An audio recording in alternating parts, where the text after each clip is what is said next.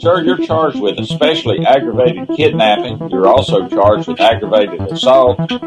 And you're charged with theft of a firearm worth less than $2,500. You're talking about stuff that is not relevant. Hello and welcome to the Court of Public Opinion. I am the Recovery Addict, and boy do I have a case for you today. Why is the dog chewing on this guy? I think they have got the wrong guy there. Got the wrong guy. The dog was biting him. He roughened him up quite a bit. There's a lawsuit. 9 out of 10 judges prefer watching the Recovery Addict live stream in their courtroom. The fireworks are not done. Now we're getting commentary as a kid. Dati ang police service. Is that correct? I didn't ask you to interrupt me. Oh, for Trump's sake.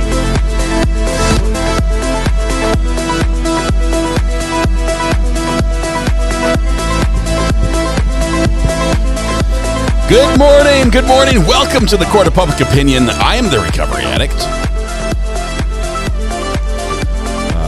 Looking for chat, though. Has anyone seen chat? There it is. It's back. All right. Wow. Good morning. Good morning, everybody. I see my head is still too big for my box. I've got a big head, apparently.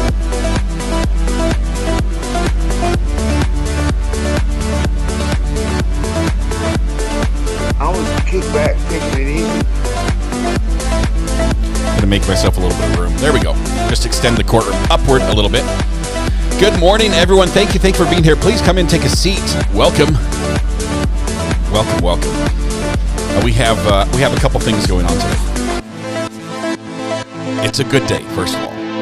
It's a good day. If you guys have not checked the calendar, let me turn this off. If you guys have not checked the calendar, today we are in December, which can mean only one thing.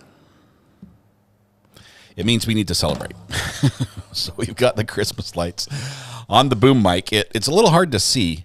And honestly, that might be a little bit distracting. I like how they match my shirt, though. Okay. It looks a little better like this, but then, it's hard to see. I guess this won't be too distracting this way, but you'll know the lights are on. I see them. Good morning. Welcome. Let's see. Well, hope everyone had a wonderful Thanksgiving. If you had a wonderful Thanksgiving, please just click the like button. That would be wonderful. That was the way we can gauge how everyone's Thanksgiving was. Nope, I see it. It is going up. Which means a few of you at least enjoyed it, which is wonderful.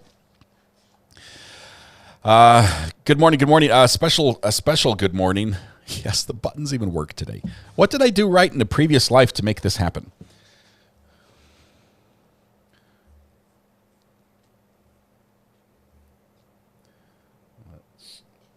The buttons are working. We have to welcome Golden Girl, who was first in chat this morning. Congratulations, Golden Girl. Being first in chat comes with its privileges as well as its punishment. We're going to focus on the punishment for you, and that is that we are going to sentence you to internet ownership. That means for the rest of the day, or at least until we go live again this afternoon with Sarah Boone's sentencing, which starts about 1 o'clock is when we're going to pick that one up. You're just responsible for everything IP-related worldwide. So you can go ahead and take care of those problems for all of us. We would appreciate that. I know you've done it before. You're going to do great again. BG, welcome to the gallery. Thank you very much. Gifted a membership as well. Thank you. Look at this. Angie, 23 months. 23 months. That's a long time. Anne, one of our OGs. Thank you very much. Cheryl Ann B, member for 14 months, says, good morning. I'm glad to be back with you all today. Hope everything would have had a fantastic turkey day. I did. Still recovering. I found a few things I had lost over the weekend. Particularly on Thanksgiving. By a few things, I mean one thing that I'd lost multiple of, and that was pounds. I found them again, but it was a great day. Food was excellent. Chris Wallace, hey, yay, 17 months. Congratulations to you, Chris. Thank you. Wouldn't be the same here without you. Thank you so much. Also, Kayla, does my voice sound a little funny to you guys? Like it's got a little bit of gravel to it that I didn't have before. I hope I'm not getting sick. Kayla Newell, sentencing week for 3 people and 15 months in one of the best places. Yes, we have today. I think we have Sarah Boone. Tomorrow, we're going to be carrying the Ashley Benefield. Thank you once again to Trial TV Live. Chris, who's down there at the courthouse, will be there for both of those. We'll bring those to you live. Kayla, congratulations on 15 months. Let's see, where did we end off? BG gifted another membership. Thank you, BG. Green-Eyed Cat, member for 4 months, said good morning to Recovery Addict and the best chat. There's a gift for you and Mrs. RA in the post office box. Been a great time here. I will have to check. Okay. I went to the post office on Friday, and my kids are all excited because it has one of those little yellow slips that says there's a package that's too big to fit in your post office box, because I have the small post office box. Letters don't fit usually. And I went in to pick it up, and they said, "What's the number?" And I told them 775, and they handed them the slip which has the number 775 written on it. And they're back and like, "Oh, it must have been a mistake. There's nothing there." How do you make a mistake by looking at the package, writing the number of the box that's on the package, and then putting that in the slot, and then have there be no package?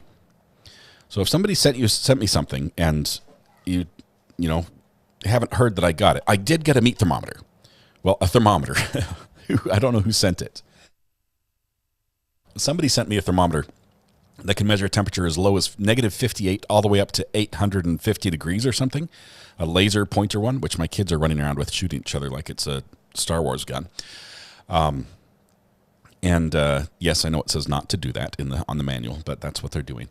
I think that one is appropriate for the way I cook, going all the way up to 850 degrees, because sometimes I do burn the food, and that's going to be important. But thank you, whoever sent that. Let's see.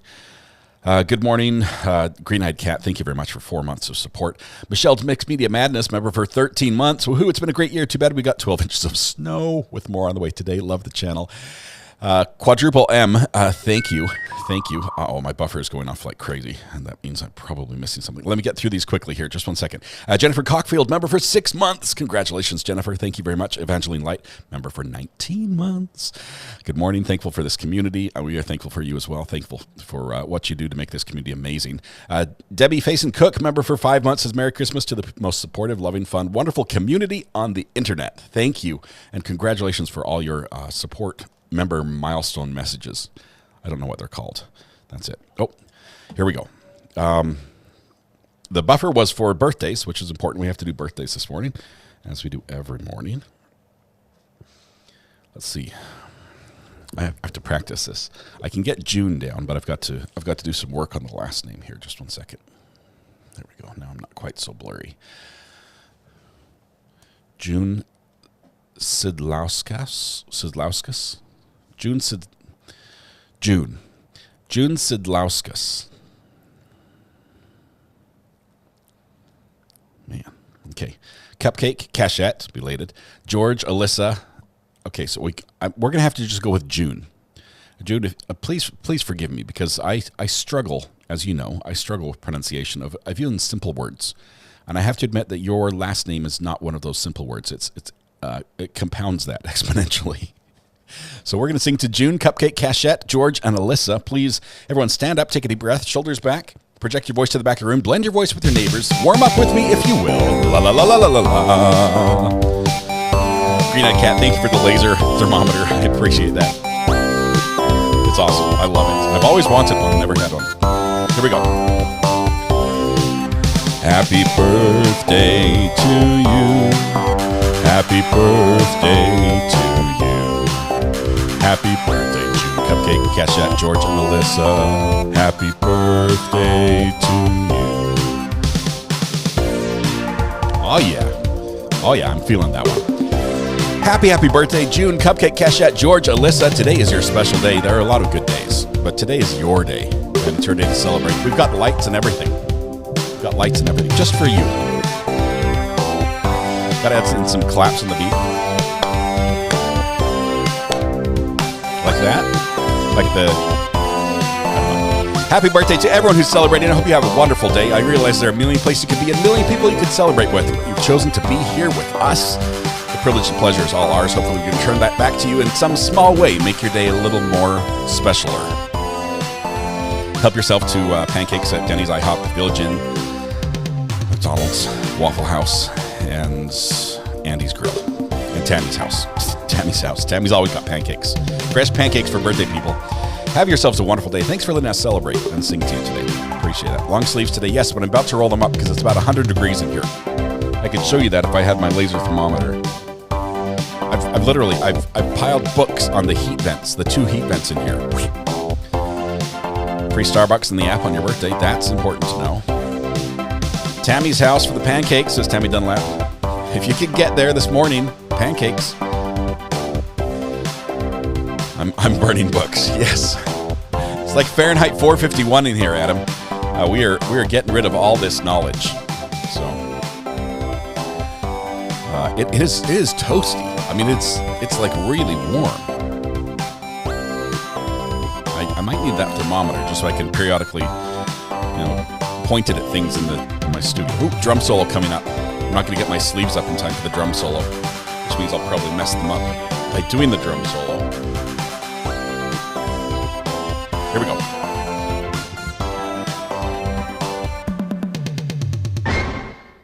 Beautiful. It was beautiful. Nailed it. First try. All right. Thank you very much. Welcome. We are possibly picking up a new case today, but in doing that, I have to tell you, we probably are going to start it after Sarah Boone's sentencing. Are you covering the golf cart bride trial? I think there's a million names for it, right? That's one of them. I think so. I think we are. Our boiler died last week. Thankfully, it had insurance. Never complain about being cold again. Oh my goodness. I have a story. I have a really, really good story that it is going to kill me to hold this in till Thursday, but I am saving it for the podcast. We had a very unique and fun experience this weekend. Unexpected, completely unexpected. Caught us completely by surprise. And it's not anything you would possibly think of, but I cannot wait to share it with you in its fullness on Thursday at the podcast. Please don't let me forget. I need to think of a code name for this story. Oh, my phone's ringing. I have not plugged it in yet.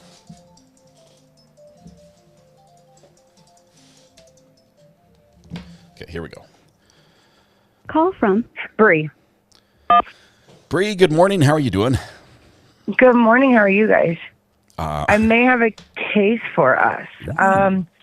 Jury selection starts on Wednesday. I'm trying to get more information for you to see if it can be televised. It's out of Santa Fe again. Okay. So this lady went on a high-speed police. She ended up was getting pulled over by the police. She took him on a high-speed police chase. They ended up crashing over kind of close to Santa Fe. Ended up a officer and an off-duty firefighter lost their lives in the pursuit of this crash. No. The woman said that a man was holding her hostage and he was the one driving. And so they took her, to the hospital, found out 3 days later there was nobody in her car. They arrested her for this. Come to find out, I think it was 3 years ago, she did the exact same thing, went on a police chase, said somebody was in her car. They're the ones who did it. They found out that wasn't true. And then she pled guilty and spent 18 months for that crash.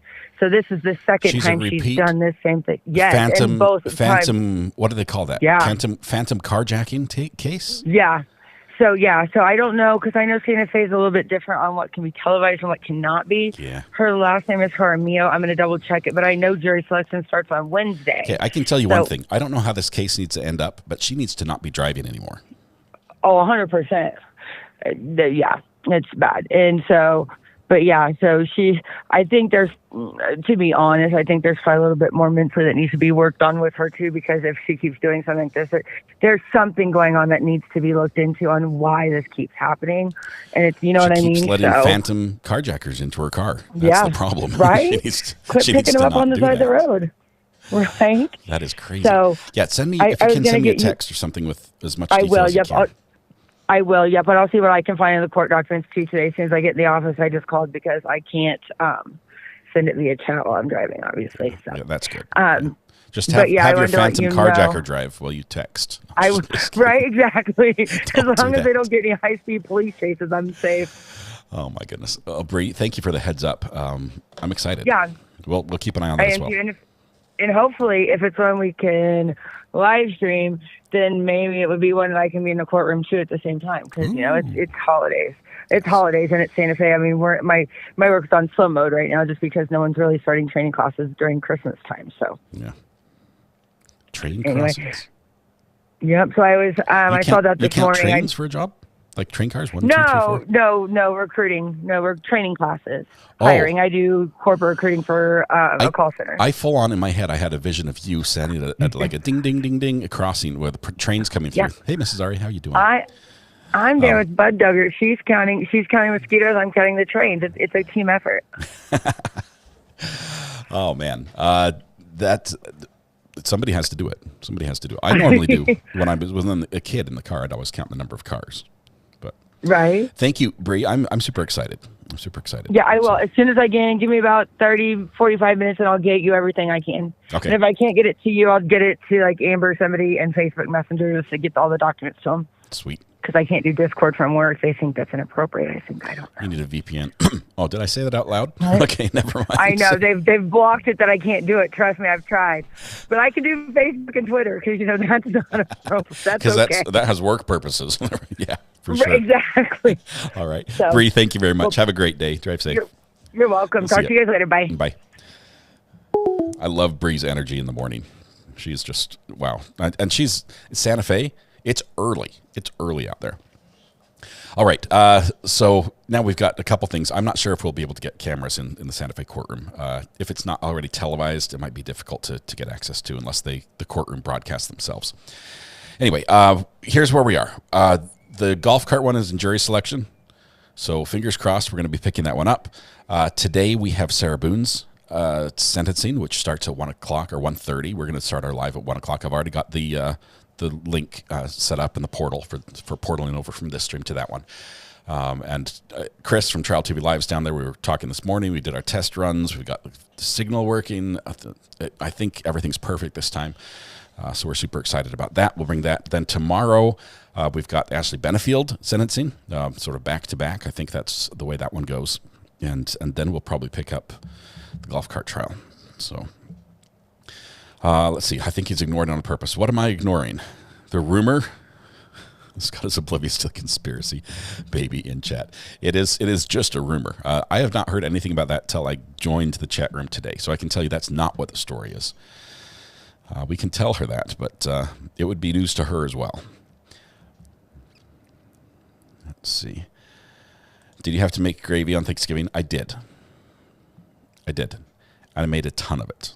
And most of it did not get eaten. And gravy is not one of those things you could just save because gravy turns into Jell-O on day 2 if you throw it in the refrigerator. And Jell-O gravy is not nearly as good as hot steaming brown gravy. So, all right.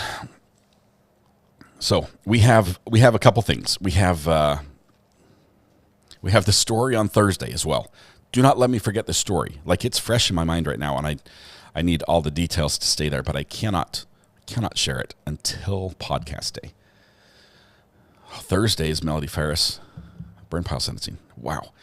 Lots and lots of sentencing going on this week. All right. I've got to think of the story because here's what happens. I have the memory of a goldfish, right? So in like 30 seconds, I'm not going to remember what the story was. And I need like a code word that can prompt me. No. I can tell Greeners. Okay, everyone plug your ears except for Greeners, and I'll tell you, and then you remind me, right? No. Write it down. Ooh, who's the thinker here? Hang on. That's a great idea. Who said that? Laura M. That's a great idea. Write it down. You guys can't read this, right?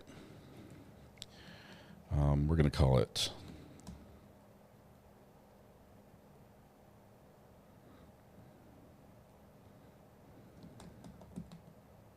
There we go. I've got 2 keywords. That's all I need. I've got it. Okay. Blank story for podcast. It's perfect for podcast too. Let's see. Golf cart trial prison phone calls are pretty terrible. Pretty sure they'll be used in defense in the trial. Ooh. What are the key words? I can't tell you because it would give it away. It would give it away. I don't want to give spoilers, because if I give one spoiler, I know how I am, and then I'd be like, oh, I'll give you one more. And pretty soon I'm telling you the details of how everything happened.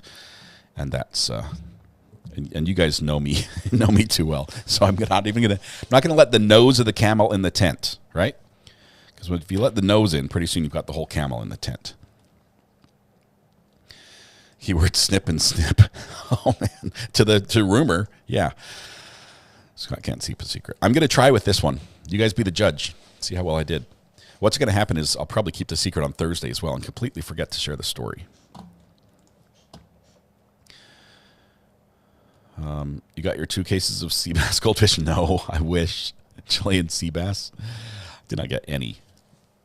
I'm not a camel. As long as the keywords are in barbecue and grill. They are not. They are not, for sure. All right. Let's see if we can jump in with a couple things that are more court-related. Let's see. I think Judge Simpson's going to start here in moments, so we're going to be jumping in with him to start up. Yeah, he hasn't gone live yet, so we're just holding. Well, he did go live briefly. What happened? It was just he went live for like it's 30 miserable. seconds this morning. There's nothing to discover cookies or anything laying around. What? Yeah, there's never any extra. We're gonna hear the Thanksgiving talk with Judge really quickly. See what his first live after Thanksgiving week has to do with. All right. The 14A District Court for County of Washington, State of Michigan is now in session. All those have the district court draw near. The Honorable Judge J. Cedric Simpson preside. You may be seated.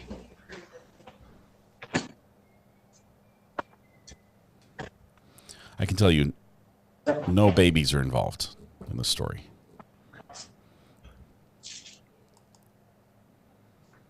Good morning. How are you, Judge? Still full. Still full. Still cold? I said, well, that too. Oh, still full. Okay. Full and cold, and it's miserable. There's nothing to discover cookies or anything laying around. What? Yeah, there's never any extra food laying around this time of year, Judge, so it should be all right. Oh no, there was. That was a joke. Last night was a mess too. Just-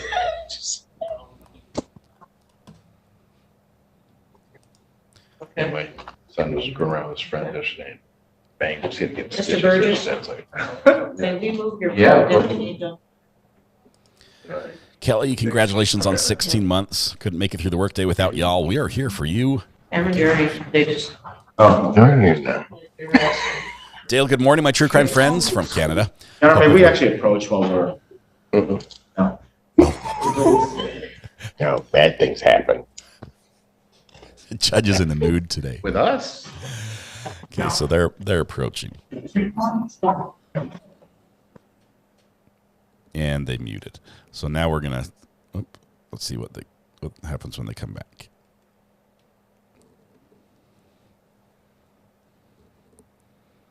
They just turn the camera on briefly. And then they turn it back off. Oh. They're turning it on for like seconds at a time.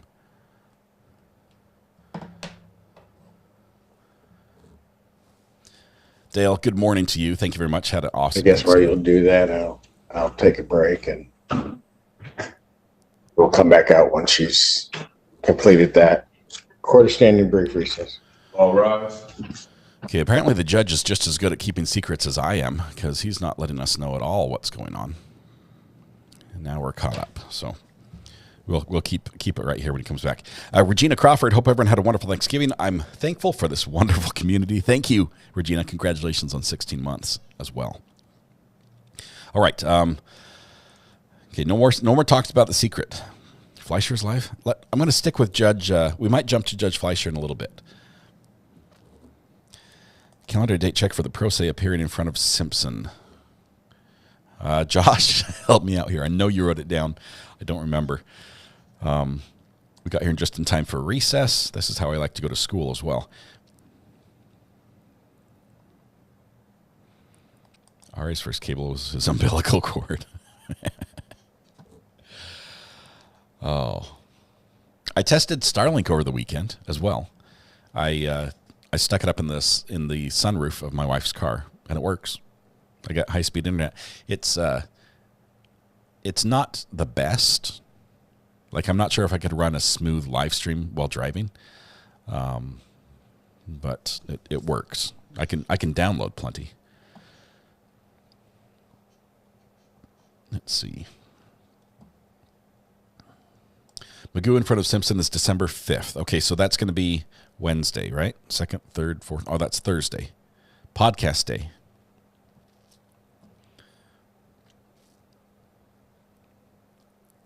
Lots happening. Now that Thanksgiving's out of the way, we're trying to get everything done before Christmas starts. It's going to be a fun week.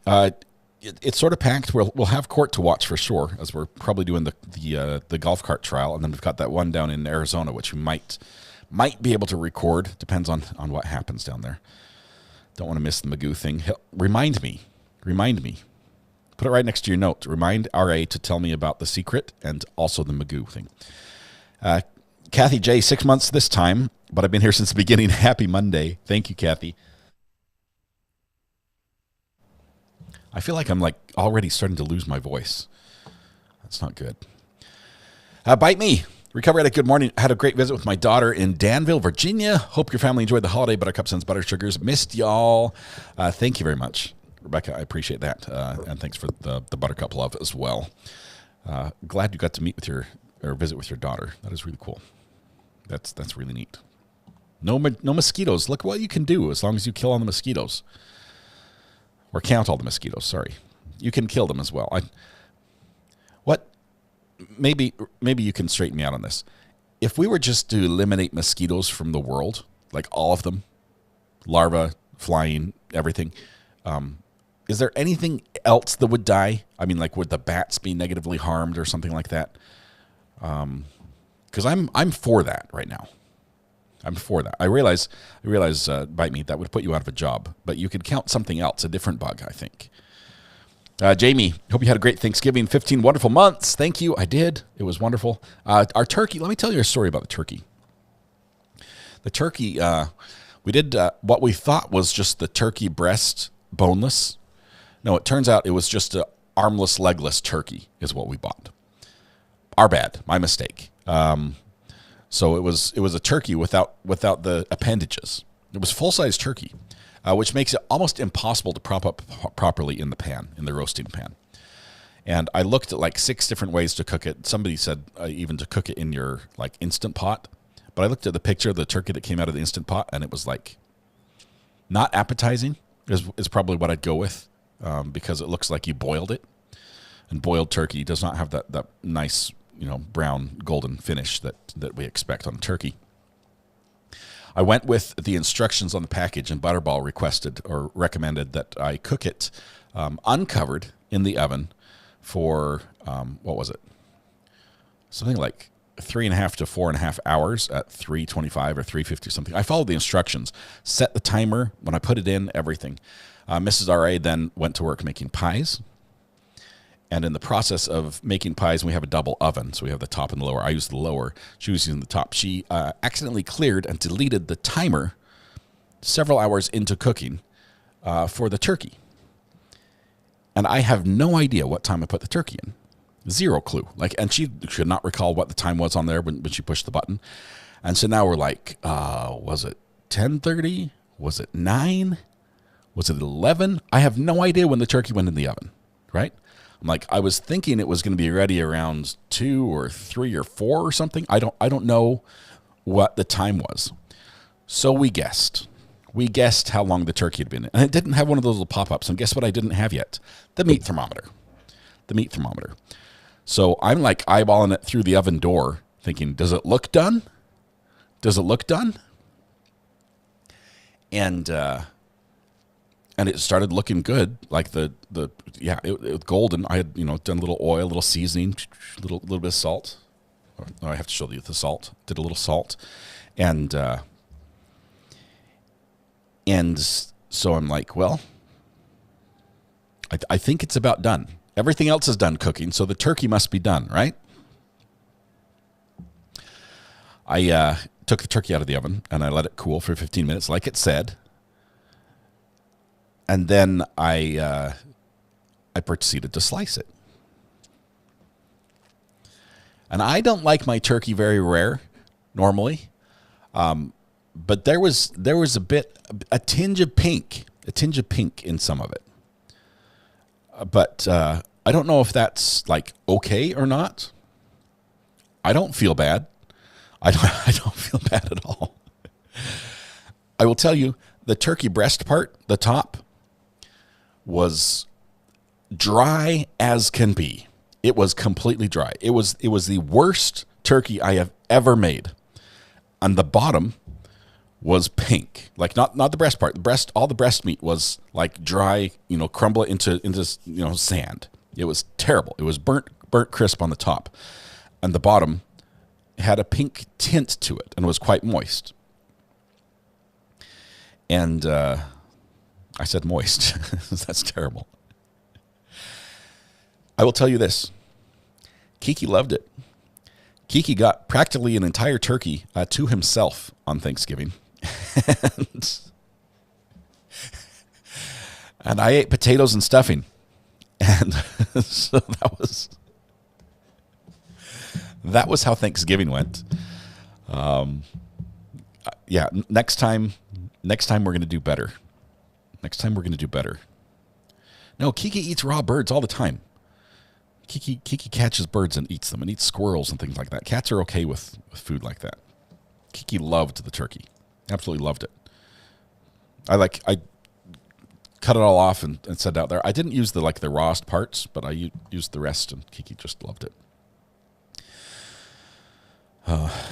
Julie says, as a lifelong vegetarian, potatoes and stuffing rocks. It was so good. It really was. Especially, I used some of that Flatiron Pepper Company seasoning, the pepper on potatoes. Oh my goodness, that just brings the flavor. Just boof.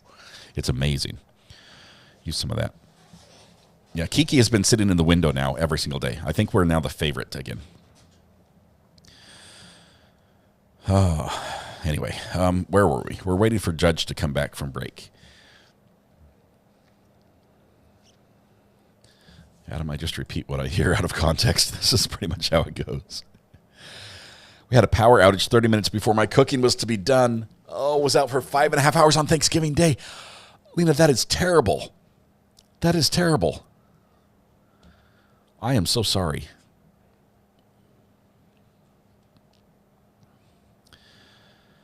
All right.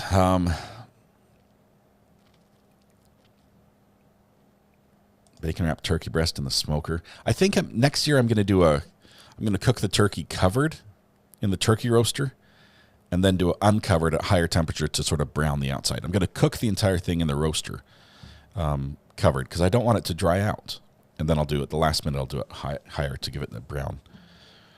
I don't know. I haven't found a recipe that I like. So if you guys have a good roasting turkey recipe, let me know. Kieran Baines, thanks, Mr. RA, for all you do. You don't realize your channel helps me with my mental health. I just want to take my time to say thank you. Kieran, thank you very much. This helps me with my mental health as well. Being able to talk with y'all and everything is the highlight of my day.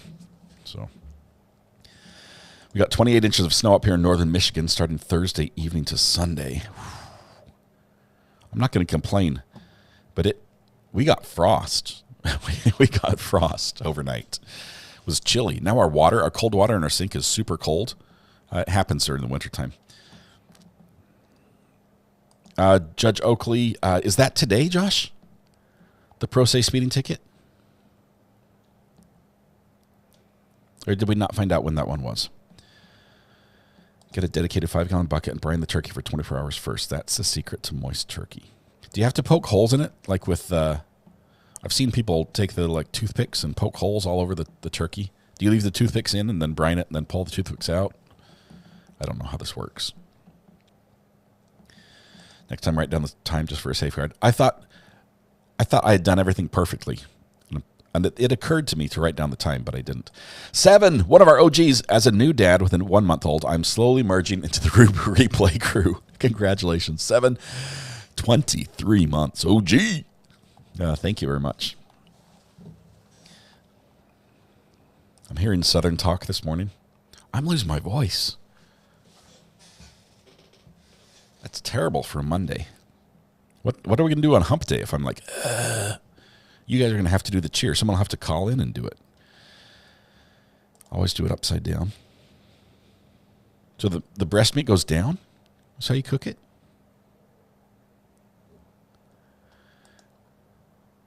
Silly Claus, let me go back and see. This is good advice. I will forget all of it between now and next time I cook a turkey.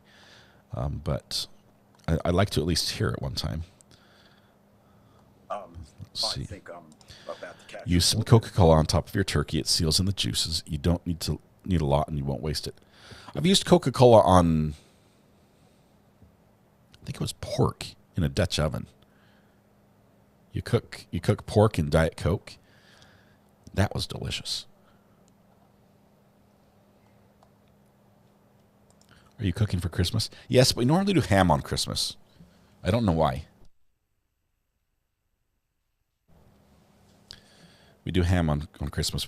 Maybe I could do another turkey.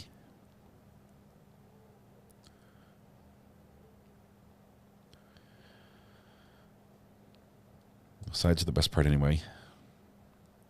No cranberry sauce. What brand was your turkey? Butterball? Ari has a cat that won't cook. Sandy House. Oh my goodness. You were the hostess. You cooked over 40 pounds of turkey for 19 people. Never want another turkey. See another turkey again. Oh, man. Why isn't moist on the banned words list? Because we need it so many times. It becomes appropriate at different times. A friend of mine deep fried our turkey and it turned out amazing. It was still moist and was delicious. It wasn't greasy or oily. I'm a big fan of deep fried turkeys until I watch somebody cook one. And like you have to guess how big your turkey is. Because I'm thinking like gas fryer, outdoor deep fryer. You have to guess how big your turkey is, and you have to get it exactly right, and you have to make sure it's completely dried off, like no water on it, or else the thing just explodes. And when it explodes, it boils over, and when it boils over, the whole thing goes up in flames. It's just like inferno. There's like a fine line between inferno and perfectly cooked turkey. Okay. A lot of you guys got snow, like tons. My volunteers tribute. Does the turkey brand matter? I haven't noticed. I've never purchased a turkey based on the brand. It's just whichever one the stores have at the time. I don't normally see a whole bunch of different brands options.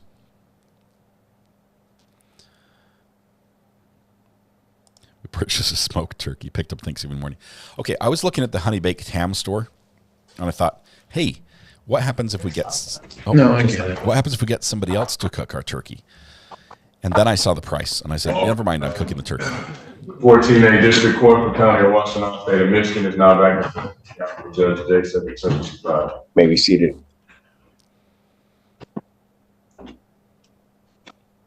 Okay, is your client going to be a witness? John. Let's bring her out first. Yeah.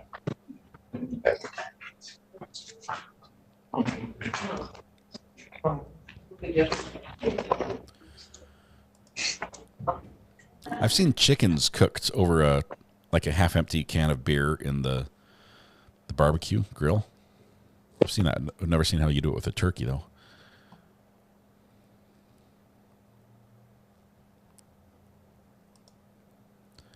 Tell you, this is the way to do it. Have somebody give you honey baked ham instead of going out and buy your own, because they charge like $12, $14, $15 a pound for those things.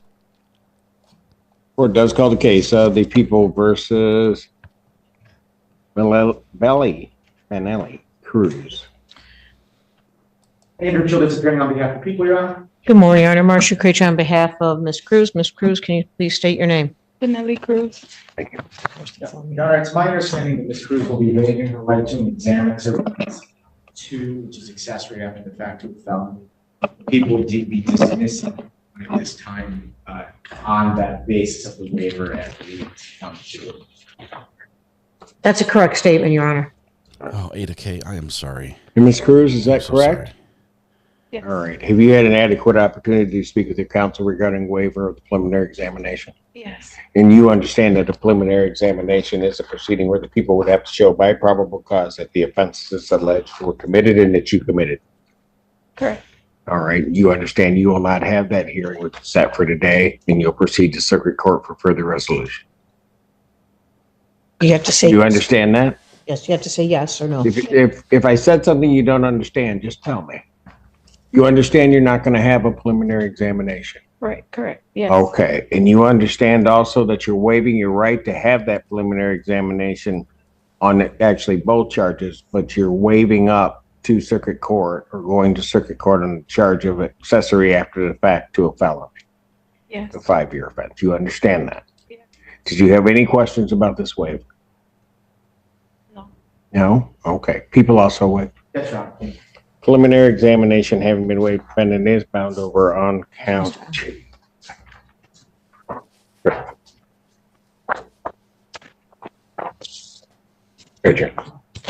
Your Honor, we have received the information, waive its formal reading, and my client will stand mute. Defendant having waived formal reading, standing mute to count 2. Count 1 is dismissed. Pretrial in this matter will be set for December 19th at 1:30 before Judge Slate Thursday. December 19th, 2024, 1:30, Slade Thursday. Thank you, Your Honor. Thank you. 1 second. Set. Yes. Yeah. Yes. It's gonna be. Sorry? If we hold his, it goes up, there's gonna be a different thing. Yeah, it's going to be. Oh, it's gonna be way up. Okay. All right, just so that you're aware. Yeah. You, That's okay. fine. Okay. Yeah. All right, very good. Thank you, Your Honor. Bond will continue. Thank you.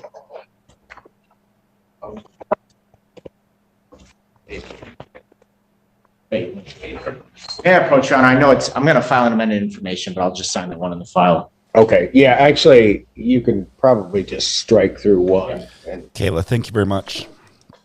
I'm losing my voice. Oh. I don't know why. Sorry, I was looking at a different case really quickly.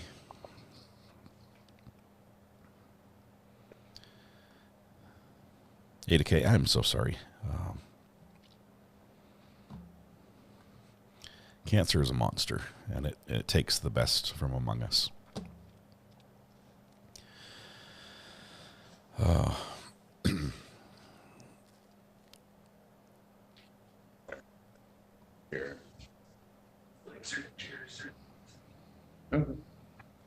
When does sentencing start? The sentencing starts at 1 o'clock. Well, we start at 1 o'clock. Court does call the They case start at of People 1:30. State of Michigan versus Lionel Pickett. Counsel, state your appearances, please. Andrew Childers appearing on behalf of the people. Good morning, Your Honor. May it please the Honorable Court, David Burgess on behalf of Lionel Pickett. Standing to my right. All right, your name, sir. Thank you. All right, just date and time set for preliminary examination. Everybody ready to proceed? That's correct, Your Honor. The people are ready to proceed. Just one preliminary matter. I did just discuss with Mr. Burgess. I expect that at the close of proofs, I may ask the court to add an added count of assault with intent to murder as it relates to Morgan Richardson. It'll be based obviously on the testimony and how it comes out, but I just want to word a heads up on that. And I also believe they should get there with the appropriate witness for the admission of the medical, the autopsy report from University of Michigan. Is that a?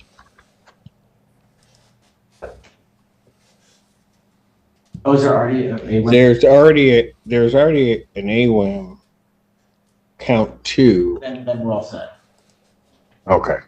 All right. For some reason, I was confused a little bit. Okay. No, I was just wondering when I looked at it when you said as to a Morgan Richardson. I just wanted to make sure that party is already. I knew there was one on there. I thought Mr. Childers just. All right. May the people call their first witness? You may. People call Morgan Richardson. Kayla, that's going to be tomorrow. We're going to cover it here with Trial TV Live, being there at the courthouse with our live view.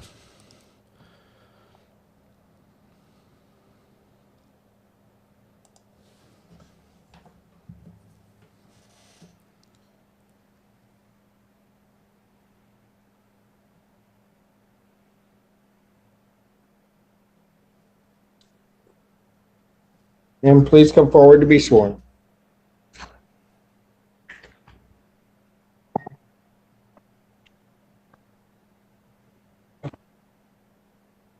Take a seat, raise your right hand. Do you solemnly swear to affirm the testimony you're about to give the truth, the whole truth, and nothing but the truth, self? See, state and spell your first and last name for the record, please. Morgan Richardson, RICHARDSON. Very inquired. Thank you, Your Honor. Ma'am, where in May of this year, specifically May 20th of 2024, where were you living at that time? And where is that? In what town? Okay. And can you describe that residence for me? It's an apartment, a standalone apartment, 2 bedrooms. Okay. Does it have a exterior door, or is it in a hallway with doors? No exterior. You walk straight in your front door of your apartment. Okay. And if I walk out the front door of your apartment, is there like a sidewalk out there? Yes. Okay. It's a porch and then a sidewalk. And then a parking lot? Okay. And what's on the opposite side of that parking lot? Other apartments. Sit with a similar setup? Yeah, the same setup. Okay. And are these all one level? One floor? Okay. Taking you back to May the 20th of this year, 2024. It's a loud drink, Judge. Were you with anyone else at your residence at 93 Russell Court on that day? Yes. And who was that? I was with my friend Patrick, my daughter was in the house. Okay. Do you know an individual by the name of Sean Cameron? How do you know that person? Close friend, relative. I'm sorry, I didn't hear you. Close. Friend. Got it. Okay. How long have you known Mr. Cameron? Since I was a child, 7 years old. Okay. Was he there at 93 Russell Court on May the 20th? Okay. Had you invited him to come over? Does he regularly just stop by? How did that work? Regularly stop by. Okay. How did you know he was in the parking lot? I seen his vehicle. Okay. Where were you when you first saw Mr. Cameron's vehicle? On my couch. Okay. Inside your residence? Okay. After you saw his vehicle, did you go out to talk with him or go outside your residence at all? No. Okay. And what time of day was it that you first noticed that Mr. Cameron showed up approximately? I want to say, I don't remember the time, but it was in the evening. Okay. Was it still daylight? Yes. Okay. Is this a probable cause? At some point, did something draw your attention outside to where you saw Mr. Cameron's vehicle? He asked me to step outside. Mr. Cameron did? Yes. Okay. Did he like call you, text you, or just kind of yell from across the parking lot? He came to my front door. Okay. Do you know why he wanted you to come outside? Not at the time. Okay. So what did you do after he asked you to come outside? I walked outside. And did you go into the parking lot, or where did you go? In the parking lot. And where was Mr. Cameron? He was standing at the vehicle. His vehicle? No. Okay. Somebody else's vehicle. Could you see if Mr. Cameron was doing anything or speaking to anyone? He was speaking. To who? To the shooter. Okay. So I'll ask you this now. Is there anyone in the courtroom here today that you recognize from that date and time? Yes. Can you tell me an article of clothing that person is wearing? Your Honor, may the record reflect in-court identification of the defendant? That objection record shows someone. The person you've identified in court here today, the defendant, have you ever seen this individual before? Yes. How and where?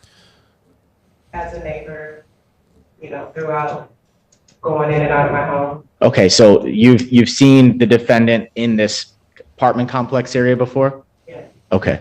Do you know if he lived or stayed in one of the apartments near where you were on 93 Russell Court? Yeah. Okay. Back to May the 20th, You said that you saw your friend Sean Cameron speaking with the defendant?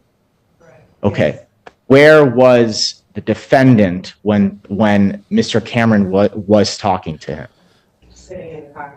Keeping Okay. an eye on Could Judge you see the Brantley. defendant sitting in the car? He's about to start a jury selection. Was the defendant's car facing you, or was it parked and you're looking at the rear of the vehicle? The car was facing me. Okay.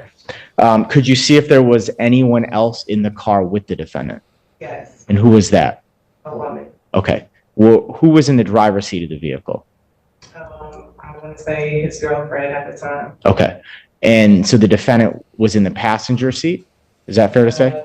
And it was in the driver's seat, and the other person was in the driver's seat. I mean, in the passenger seat. Okay, so the defendant was actually seated in the driver's seat. Correct. Yes. Okay. The conversation that Mr. Cameron was having with the defendant, could you just tell me what was the tone of that conversation? The tone was him feeling like he was being lied to. Who's him? Sean. Okay. Would it be fair to characterize this as an argument? Yes. Okay. Can I just stop you for a moment? I just want to make sure I got everybody placed right. The parking lot, are there 2 rows of parking or just one? It's parking based on where the apartment is. So wherever your apartment is, you have a parking spot in front of it, and then across the street it's the same way. Same way. Yes. Okay, that's what I wondered. So the car that Mr. Cameron's by, is that on your side or on the other side? It's on the other side. It's on the other side. Yes. So when he was in the parking lot, he's on the other side. Right. And then when he's standing by the car, you said he was standing by somebody else's car. That's also still on that other side? Yes. Okay.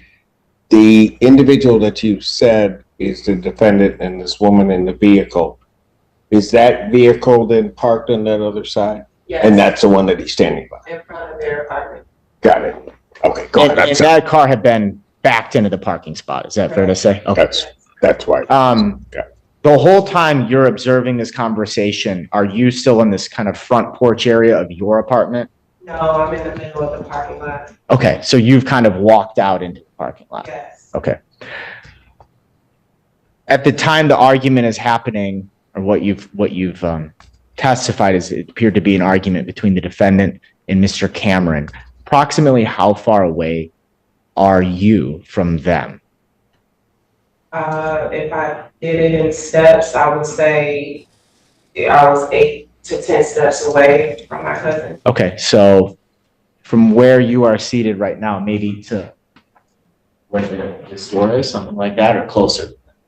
Closer. Okay, how about where this podium is located? Yes. About that distance from me to you? Okay. When you say your cousin, you said Mr. Cameron, because you referred to him as a friend, relative, but no, it's okay. But that's who you were referring to. Mr. Sean, yes. All right, gotcha. Thank you, Judge. At some point, does this argument escalate, change? Does anything happen? Yes, it escalates as Mr. Sean is speaking to the defendant. And then the passenger, which is the girlfriend, got out of her car and proceeded with an escalated kind of just verbiage to try to figure out what was going on. Okay. So now the argument is involving both the defendant, this female, and your person you call your cousin, Mr. Cameron? Correct. Okay. At some point, does Mr. Cameron walk away from the defendant and this female? Yes. Okay. Where does he go? To his vehicle. And at that point, what if anything happens? Repeat. At that point, he's walked to his vehicle. What happens next? He started walking, and I watched him walk. And Who's he? I watched Sean walk to Okay. his car, and then I seen I didn't see, I heard gunshots. Okay. While I was watching Sean walk to his vehicle. Where was Sean's vehicle in relation to where the defendant's vehicle was? Sean's vehicle was parked next to the defendant's or the girlfriend's vehicle. Okay, so that his vehicle is immediately adjacent to the okay. Was so the defendant's vehicle is backed in. Yes. And you're looking at it. So the driver's side of that vehicle, if you're looking at it, would be the right side of that vehicle. Is that fair to say? Okay. Is Mr. Cameron's vehicle backed in, or is it front in? It's front in. Okay. So the driver's side of Mr. Cameron's vehicle would be adjacent to the driver's side of the defendant's vehicle. Is that correct? I wasn't expecting gunshots. I think that's correct, but what I will say is that the defendant's vehicle was back in, so when Sean walked in his car, the passenger door is parallel to the other passenger door. The judge's. So I don't know if that makes sense, but he front-ended, make a model. and so he walked to the passenger side of his vehicle. So he walked around his vehicle. No. Okay. His car is pulled in front end, so he is walking to his vehicle, and the passenger side is the first door. Okay. So just so that I'm clear, as I'm understanding what you're testifying, the vehicle that the defendant is in is parked, it's backed in. Yes. And then Mr. Cameron's vehicle, as you're looking at it, is to the left. Yes. It's on the passenger Got side. it. Thank you, Judge. So Mr. Cameron walks to the passenger side of his vehicle. Yes. Yes. Okay. And as you're watching Mr. Cameron walk to the passenger side, that's when you heard gunshots? Yes. You first heard them? Yes. Okay. At that point, where is your attention? What are you looking at? Running. You're running. Okay. Where are you running to? To my front door. At any point, do you look to see where the gunshots are coming from? No. Okay. So you're running to your front door. So you're now running away from the vehicles and from Mr. Cameron. Yes. Okay. What's the next thing that you remember happening? As I'm running, I collapse on my porch, and I see the defendant next to me on my porch, shooting in my house. Okay. When you said you collapsed on your porch, is there a reason why you collapsed on your porch? I was shot in my left leg behind my thigh. Okay. So as you're running, victim it's fair, you were running. Is that fair? Yes. Okay. Thank you. As you're running from the parking lot to your front porch, you're shot in the back of your left leg. Yes. Okay. And as a result of that, you collapse onto the front porch. Yes. Okay. Did you ever see Mr. Cameron go into your apartment? No. Okay. But you saw the defendant pass you on your front porch? Yes. Okay. When the defendant passes you, is he carrying anything? Does he have anything in his hands? What's that? A gun. What, can you describe this gun at all? I want to say it was black with a wooden bottom. Handle. Gotcha. Grip. And did this look like something you'd call a pistol or a handgun? What's that? I think it's a Draco, an AK-47. I'm not quite sure. Okay. So this was more like a rifle than it was a handgun. Thank you. Okay. So you observed the defendant pass you with this rifle style gun, Draco, whatever we want to call it, and he's shooting into your apartment? Yes.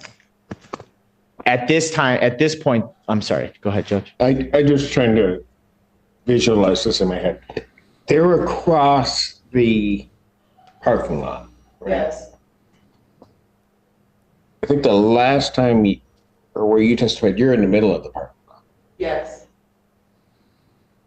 Mr. Cameron is at some point, going toward his passenger side of his vehicle. Yes. Right? You hear gunshots. Yes. Okay. At the point you hear gunshots, where is the defendant and this woman? Are they near you or are they near the car? Where? At the car, the defendant was standing at the driver's seat of the vehicle facing Sean as he's walking towards the car. So it happened really quick when Sean started walking towards his car. The defendant did something really quick that I did not notice. And then before I knew it, the defendant was shooting towards Sean. Got it. Okay. At some point, I think as you put it, you said you heard the shots and then you start running towards your house. Yes. Okay. You collapse, you get shot, you collapse on the porch. Yes. Now, what's being said, and that's just the part I'm trying to understand, you see the defendant going by your house. Where is the defendant at that point? The defendant, where you see him doing that? I see the defendant standing, his feet are by my head. It's his feet. I am collapsed on the ground, trying to pull myself up, and the defendant, I'm looking at the defendant's feet, and I'm looking up at the defendant from the ground. Okay, okay, I got you. I thought that's what you were telling me, and I just want to make sure. When you go to your porch collapse, the defendant, I guess, would have had to have followed you from the parking lot, from the last place you saw him to your house. Would that? I believe the defendant was chasing Sean towards my house. That's the only way. And let me. Okay, because that's where I'm. Yeah, okay. That's where we hadn't. So I'm going to just skip ahead a little bit. Miss Richardson, at some point, I know you said that you didn't see Mr. Cameron go into your apartment, but at some point, did you learn that Mr. Cameron had made it into your apartment? I did. Okay. So while this is all happening, you've been shot in the leg, you're hearing gunshots. You didn't see this, but Mr. Cameron makes it past you and he enters your apartment. I don't know how he went past me. We weren't running in the same direction. Okay. What? Well, but at some point he made it. At some point he went in the house, but I didn't see him run in the door. Okay. I didn't see him open the door and run in the door. I just know that he was in the house because why else would the defendant be shooting in the house? I didn't see him go in the house. Okay, I understand that, but she didn't witness it. And again, I'm just trying to be clear. You're doing fine. You said when you were running, well, strike that. You said Mr. Cameron ran in a different direction. Yes. Sean was at first at the vehicle, and then when the defendant started shooting, I want to say he ran towards the parking lot to leave out. The parking lot has a middle area where you drive down the middle and you go left or right in order to get to wherever you're going. He was running that way, and I believe he just maybe curved around. I didn't see him though, but he wasn't running directly towards my door like I was. I was running directly to the door. He was running around and then ended up at the door. That's the only way I could see it. Okay. Hold on a moment. Is there any way that we could probably get because I want to be clear about this, a aerial Google Earth type display? And some Matchbox cars and maybe a few Lego guys. I mean, she's doing a fine job of describing it. I just can't visualize it in my head. So right now, Judge Brantley is just sworn in a new batch of jurors. We're keeping an eye on this one. We might have a jury case out of 14th Circuit down there here just a bit later today. Telephone, it's for you, Judge. Is there an easy way for me to put this on the screen? Or Absolutely there is. Just If plug you into the bring HDMI your, we're gonna do it from the middle podium.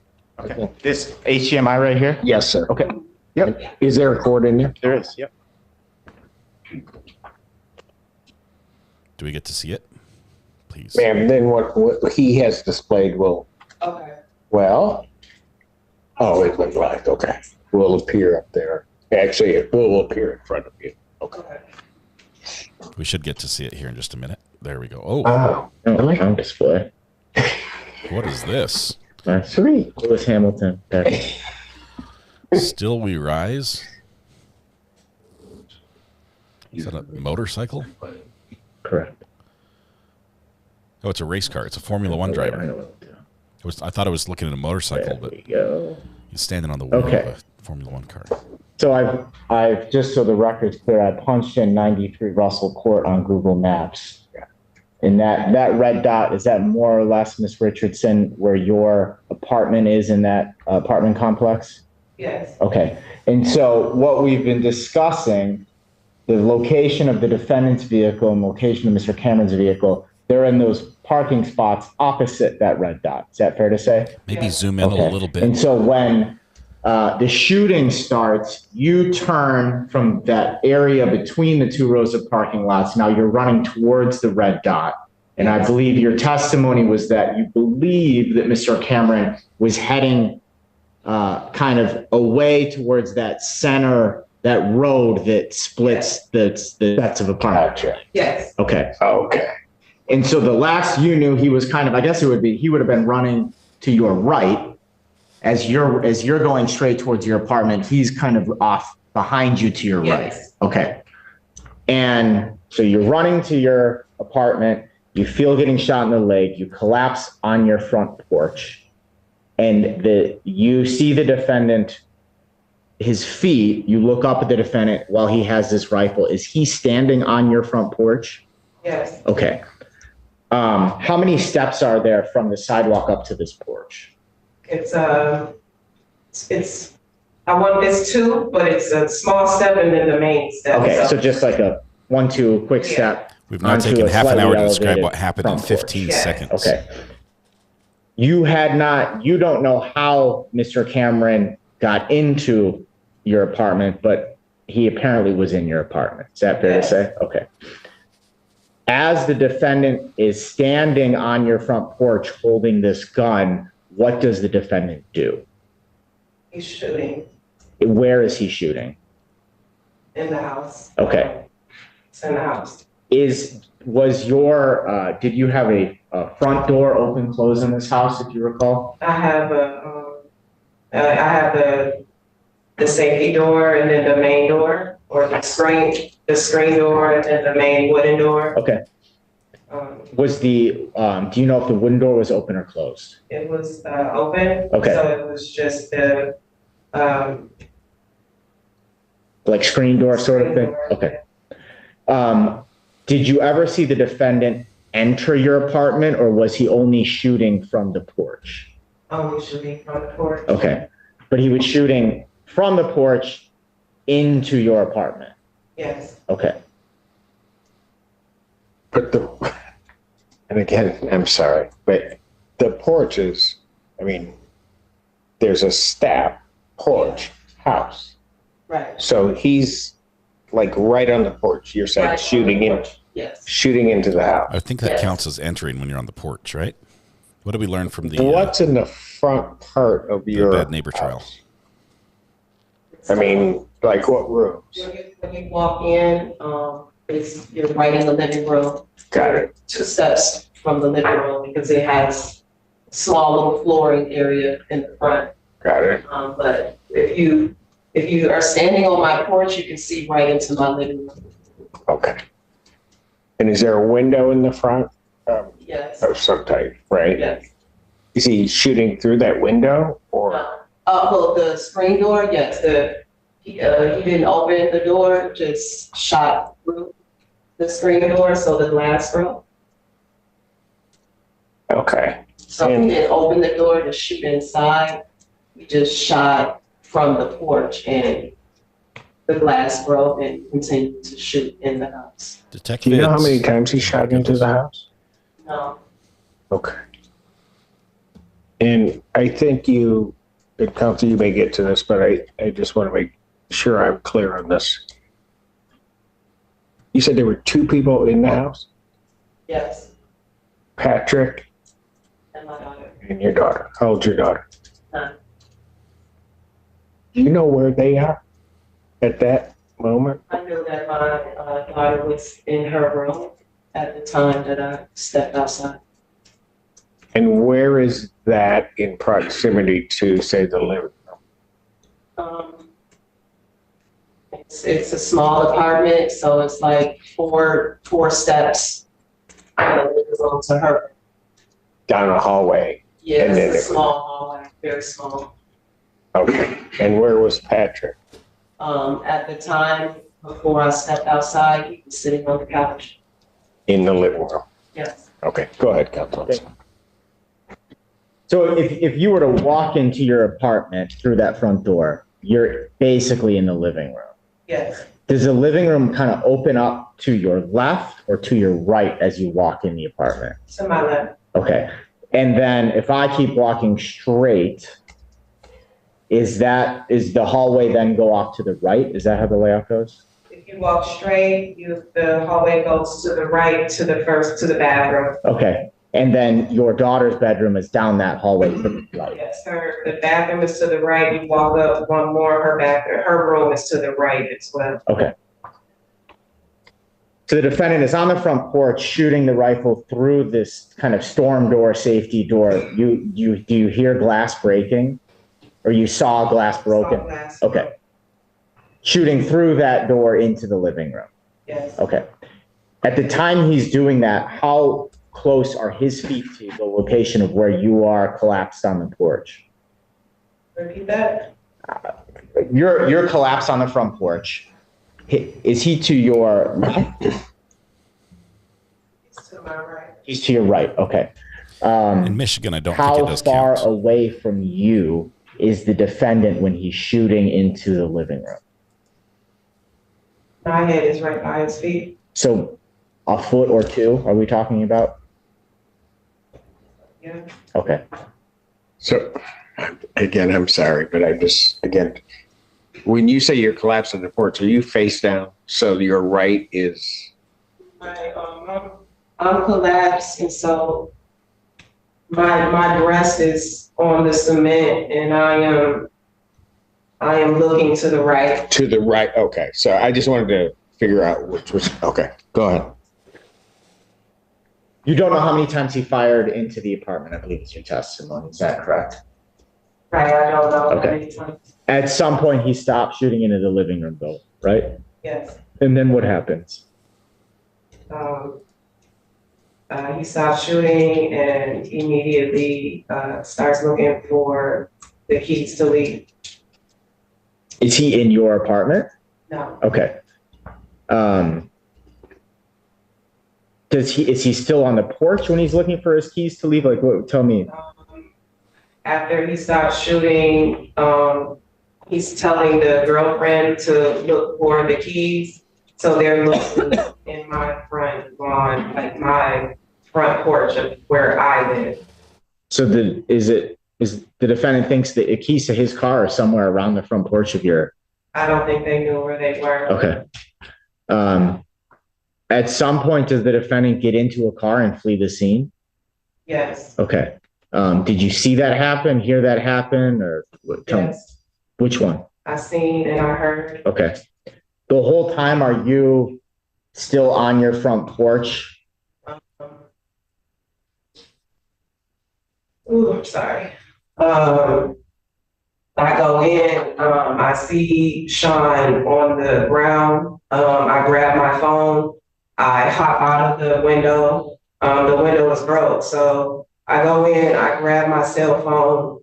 I see my cousin. I go out the front. And I'm going to just stop you real quick. The window that you're talking about, is that the window in the living room or the window in the storm door? The storm door. Okay. So you don't open the door, but you step through the storm door when? Yeah. Okay. I get my phone. I go back out of the door the same way I walked in. I don't know why, and then I called my uncle. They were gone before I called my uncle. When you say they were gone, who are you? The names. The defendant and the girl that he was with. That's fine. At this point, they've taken off. Yes. Okay.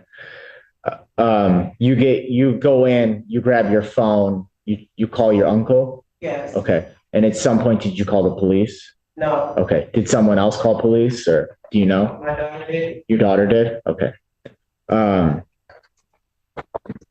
What can you tell me about Sean's condition as he is laying in your living room? He's almost bad. Could you see any injuries on him? I didn't look. Okay. Was he talking, trying to talk to you, do anything at all? No. Okay. You go back. Do you then exit your apartment again? Yes. Okay. And at some point, do the police arrive? Yes. About how long? Do you have any idea? I called my uncle. I believe they were there within 5 minutes. Okay.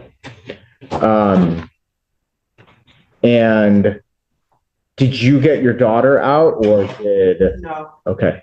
Who got your daughter out of the apartment? You know? Police officer. Okay.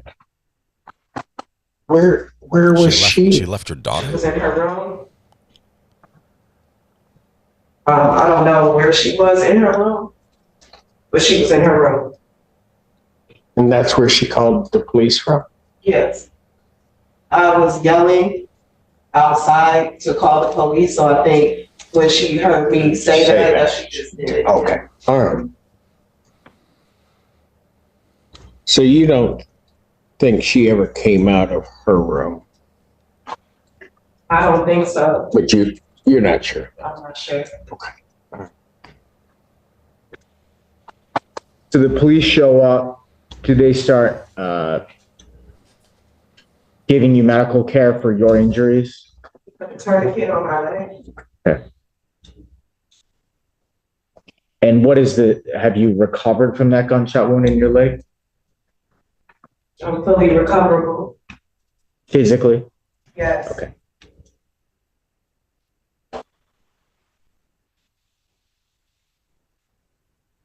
At any point in time, did you see Sean Cameron with anything in his hands? Any sort of weapon, anything like that? He had a pair of shoes in his hand. And when you saw him in your living room, he didn't have a gun in his hand or anything like that? No. I have one moment, Your Honor. You may.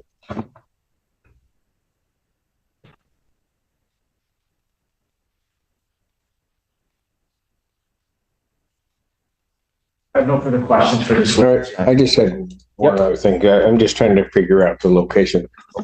Your daughter's, when you go in, your daughter's in her room. Do you know where Patrick is? You don't? Okay, that's fair. That's fine. All right. You want me to leave this on? Do you care? Oh, no. Is it okay if I unhook? I don't need it unless. Yeah, you can unplug it. Your court's clear on that, right? Yes, I am. I don't need it. Okay.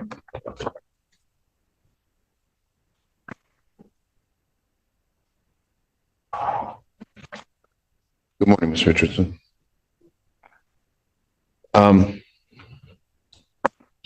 You said, And did you need a break? Or are you okay? Sorry. Okay. Please, take your time.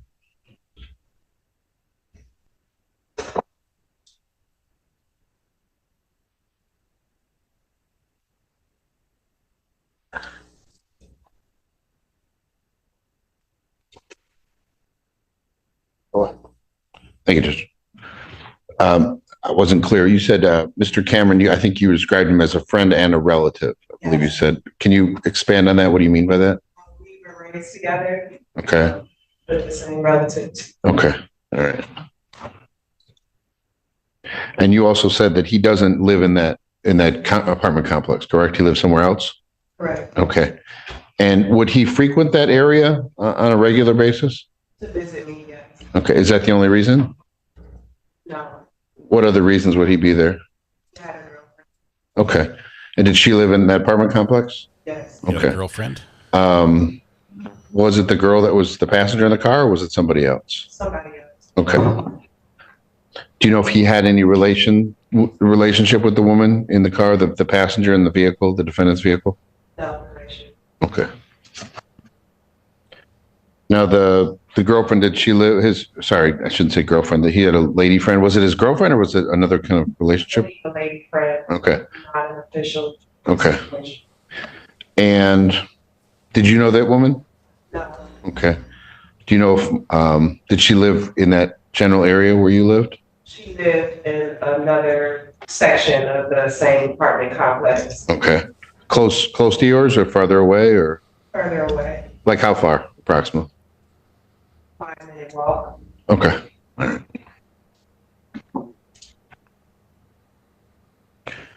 And that day when Mr. Cameron was there, strike that. When Mr. Cameron first arrived, did you see him arrive or did you know he was there when he called you out of the house? I knew he was there. Well, I seen his vehicle outside. Okay. That's how I knew he was in the apartment complex. Okay. When you saw his vehicle outside, was he in the vehicle or did you not see him in the vehicle? I didn't see him in the vehicle. Okay. And he was parked across from your apartment? Is that correct? Okay. When did you first see Mr. Cameron? When he came in my front door. Okay. Not when he called you outside first? That's Oh, I'm sorry. the time he came and called me outside. That's when I seen him physically. Okay. And he was on your porch when he called you outside or was he? He opened the security door and asked me to come outside. Okay. And did he specify why or just say come outside? No, he just said come outside. And you did, correct? Yes. Okay. Is the screen door, the security door, and the store door the same thing? Did you hear before you said come outside, did you hear his voice outside talking to anybody, arguing with anybody or no? Did not hear any argument. Okay.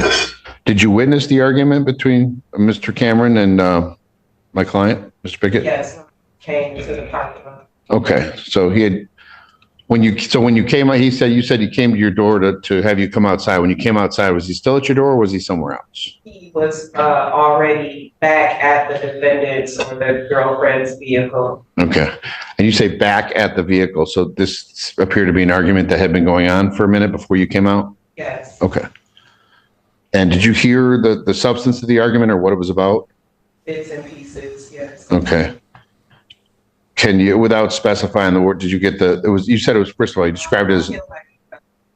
The tone of the argument was more so, he was feeling like somebody was lying to him. Okay. And the tone was more so like, I needed to be the one to verify the lie. That was the tone. Okay. And when you say he was being lied to, you mean Mr. Cameron, is that correct? Whatever Sean and the defendant was talking about, he felt like he was being lied to. Right. I'm just specifying the person. You're talking about Sean felt like he was being lied to, not Mr. Pickett. Okay. Sean. Thank you. Okay. So Sean instigated? Do you know what about or no? Okay. Now, when this, could you describe Mr. Cameron size? How is he? He is 5'8", 5'9", maybe 200 pounds. Okay. All right. And how old was he? 37. Okay. All right. And when this argument's occurring, I'm assuming he's standing at the driver window arguing with He's standing at the door. The door is open. The defendant's driver's door is open. Okay. And he's standing at the end of that door. Okay. And where's my client at the time? Sitting down in the driver's seat. Okay. And Mr. Cameron's standing over him, correct? Right. Okay.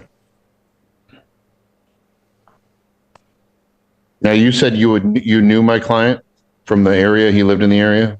My neighbor. And where did he live in relation to you? Stayed across the parking lot. Okay, so straight across, a little farther down, or? Straight across to the right. Okay. And how long had he been your neighbor, if you know? I moved there in October, so we had only been neighbors for 7 months, 7 to 8 months. Okay. Were you friendly neighbors? We didn't speak. You didn't speak, you just knew who he was because he lived there? Yes. Have you ever spoken to him before that day? Yes. Okay, just to say hi or be friendly, that kind of thing? No, he approached me and asked me to use my phone. Okay. Was he pleasant about it? Yes. When did that happen? Before the shooting, so I want to say 2-3 weeks before. Okay. All right. And did you let him use your phone? Yes. Okay. Is that the only interaction you've had with my client? I've seen him outside while I was sitting in my car. Okay. And he introduced himself. And I said hello, and he said hello, and that was all. Okay. Was he pleasant enough neighbor to you? Do you have any problems with him or no? Or no? Okay. Now, do you know if Mr. Cameron and my client ever reacted or ever interacted with each other? That's the first time I've seen them interact. Okay. During the break this morning, a lot of people on the defendant side moved to the prosecution side of the courtroom. Looks like the witness has a lot of support. Now, you Defendant, testify not so that much. you said that you didn't see gunshots, you heard them. Is that correct? I seen the gun in his hand, and I heard the gunshot. Okay. All right. Where did you first hear shots fired?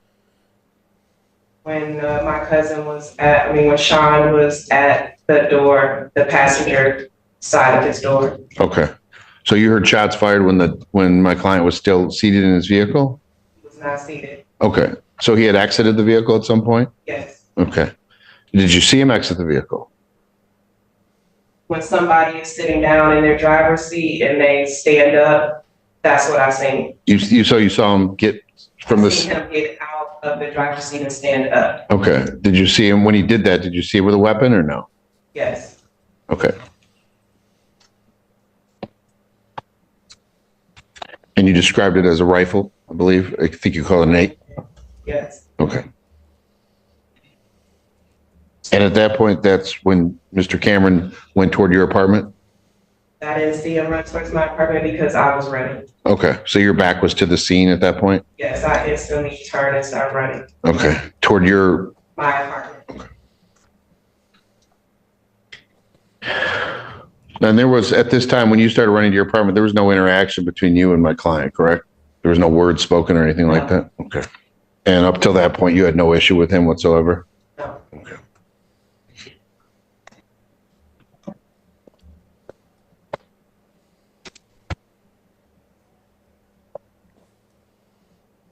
Now, you said at some point somebody called the police. I think you said your daughter called the police. Is that correct? You found out later that your daughter called the police? Okay. And you said she called or you called your uncle, I believe you said.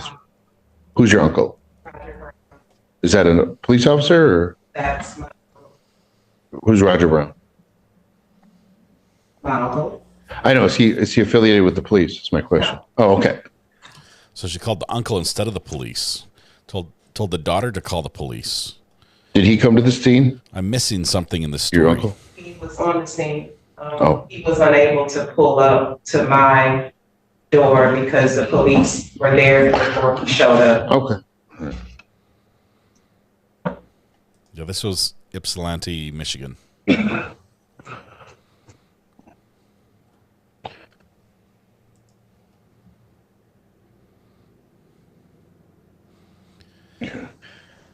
And did you, backing up a little bit, you said that Mr. Cameron thought he was being lied to. Do you know what specifically he was being lied to about, if you know? Okay. It's going to be money, Have you girls, ever or known drugs. Mr. Cameron to carry a weapon? No. Money, girls, or drugs. That's my bet. Nothing further. Can you redirect? Not based on my daughter. All right. Thank you. You may step down. Good witness. Was not overly sharing, but that process took, 40 minutes to describe what happened in just a couple minutes. We call your next witness. But I think we understand. People call Detective Sawyer.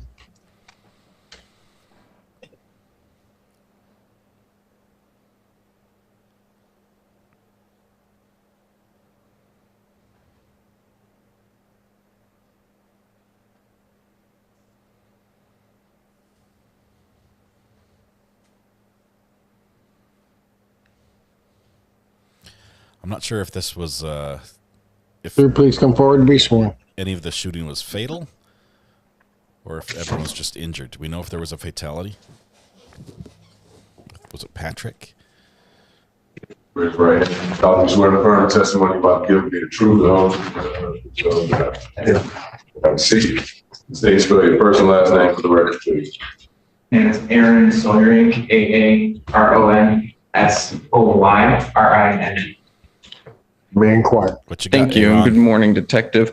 Detective, how are you employed? Currently employed as a detective with the Washington County Sheriff's Office. Been so for about a year and 11 months. Prior to that, I was a deputy with the Washington County Sheriff's Office. Hey, Aaron. And were you still a detective earlier this year on or about May 20th of 2024? That's correct. And specifically drawing your attention to that day, were you ever called to 93 Russell Court in Ypsilanti, Michigan? Yes, it's called a processing. All right. And when you say processing the scene, I guess let me back up. What were you assisting with at the time? So I was contacted regarding a homicide investigation that occurred at 93 Russell Court. Part of my assignment out there with the team of detectives was to assist with processing the scene for evidence.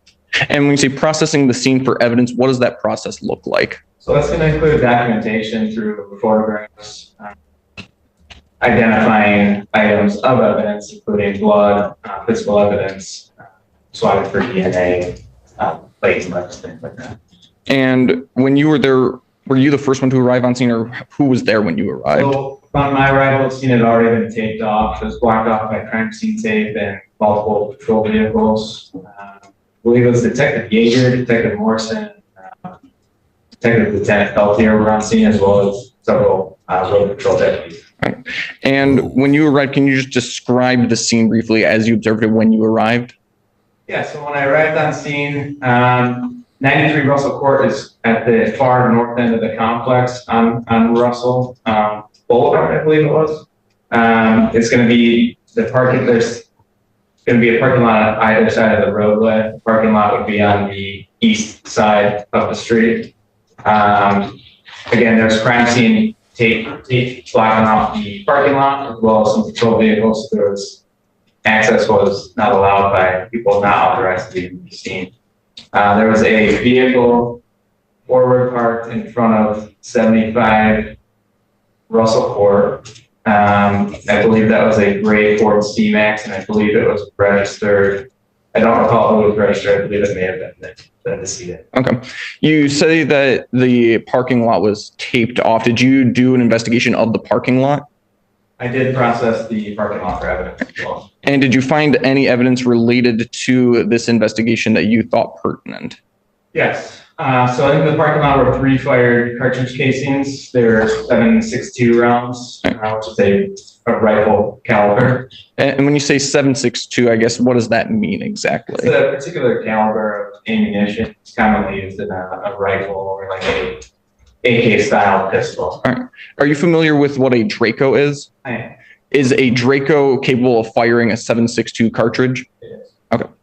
And you said that there were 3 recovered casings in the parking lot, correct? Correct. There were 3 fired cartridge casings in the parking lot itself. There was an additional fired cartridge casing, which was 7.62 caliber on that grassy area near 75 Russell Court.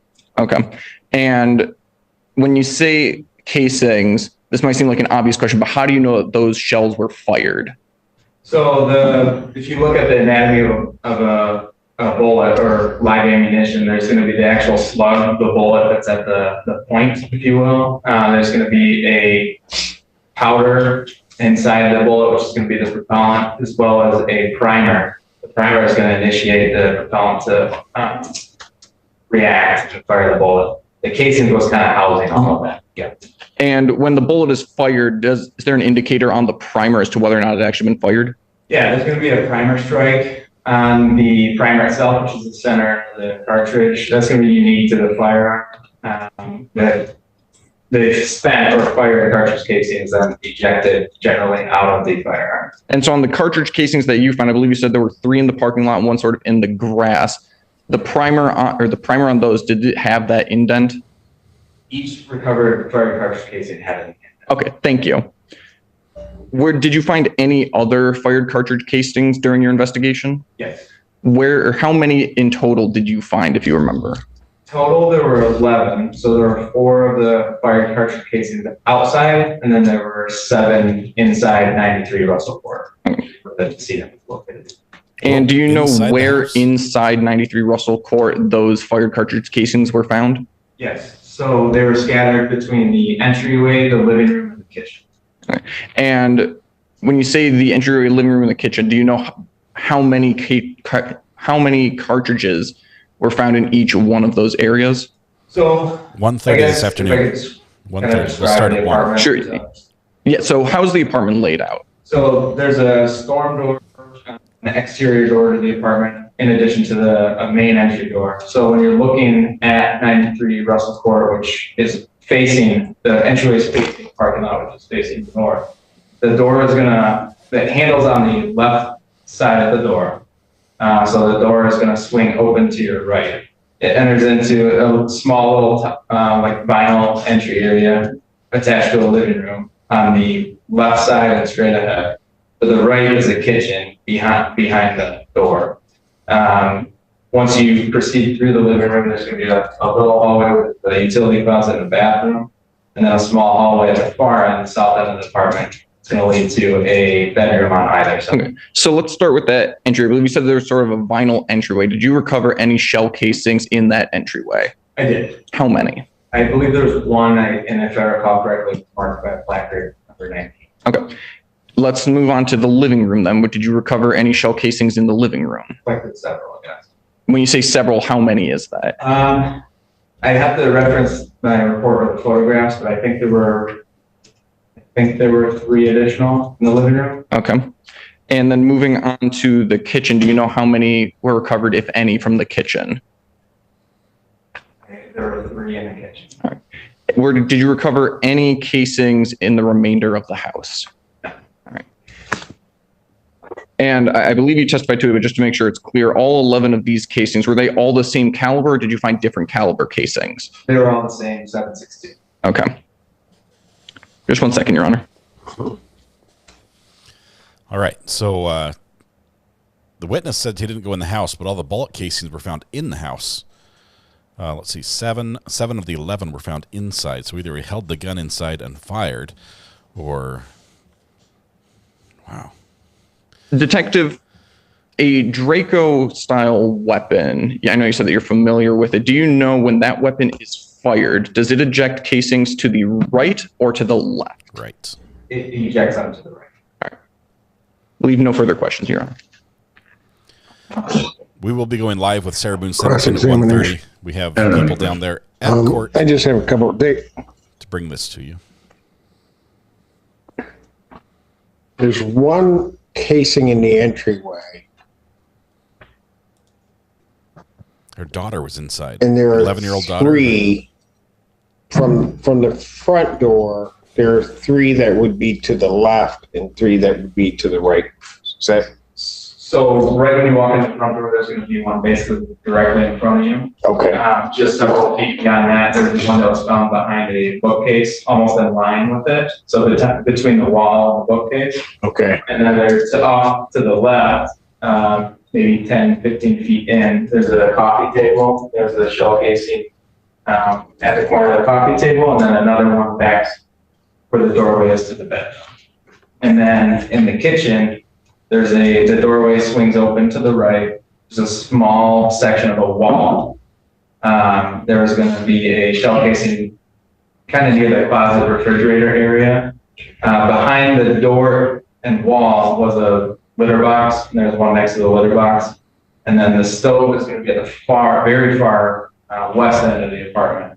And there's a cartridge casing that's kind of under the cabinet that hangs out over the floor. This guy went all through the house. Right against the baseboard.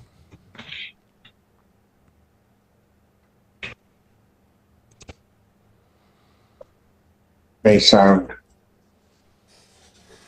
Whoever would have fired that weapon would have had to have traveled through various rooms. Would that be your assumption? So casings can bounce and have kind of funny pathways. However, some of the fire cartridge cases in the kitchen, I couldn't see any way aside from the firearm being inside the apartment, having ended up where they were. Okay. Any questions based on the court's question? No, yeah. No, Your Honor. Thank you. Thank you, Deputy.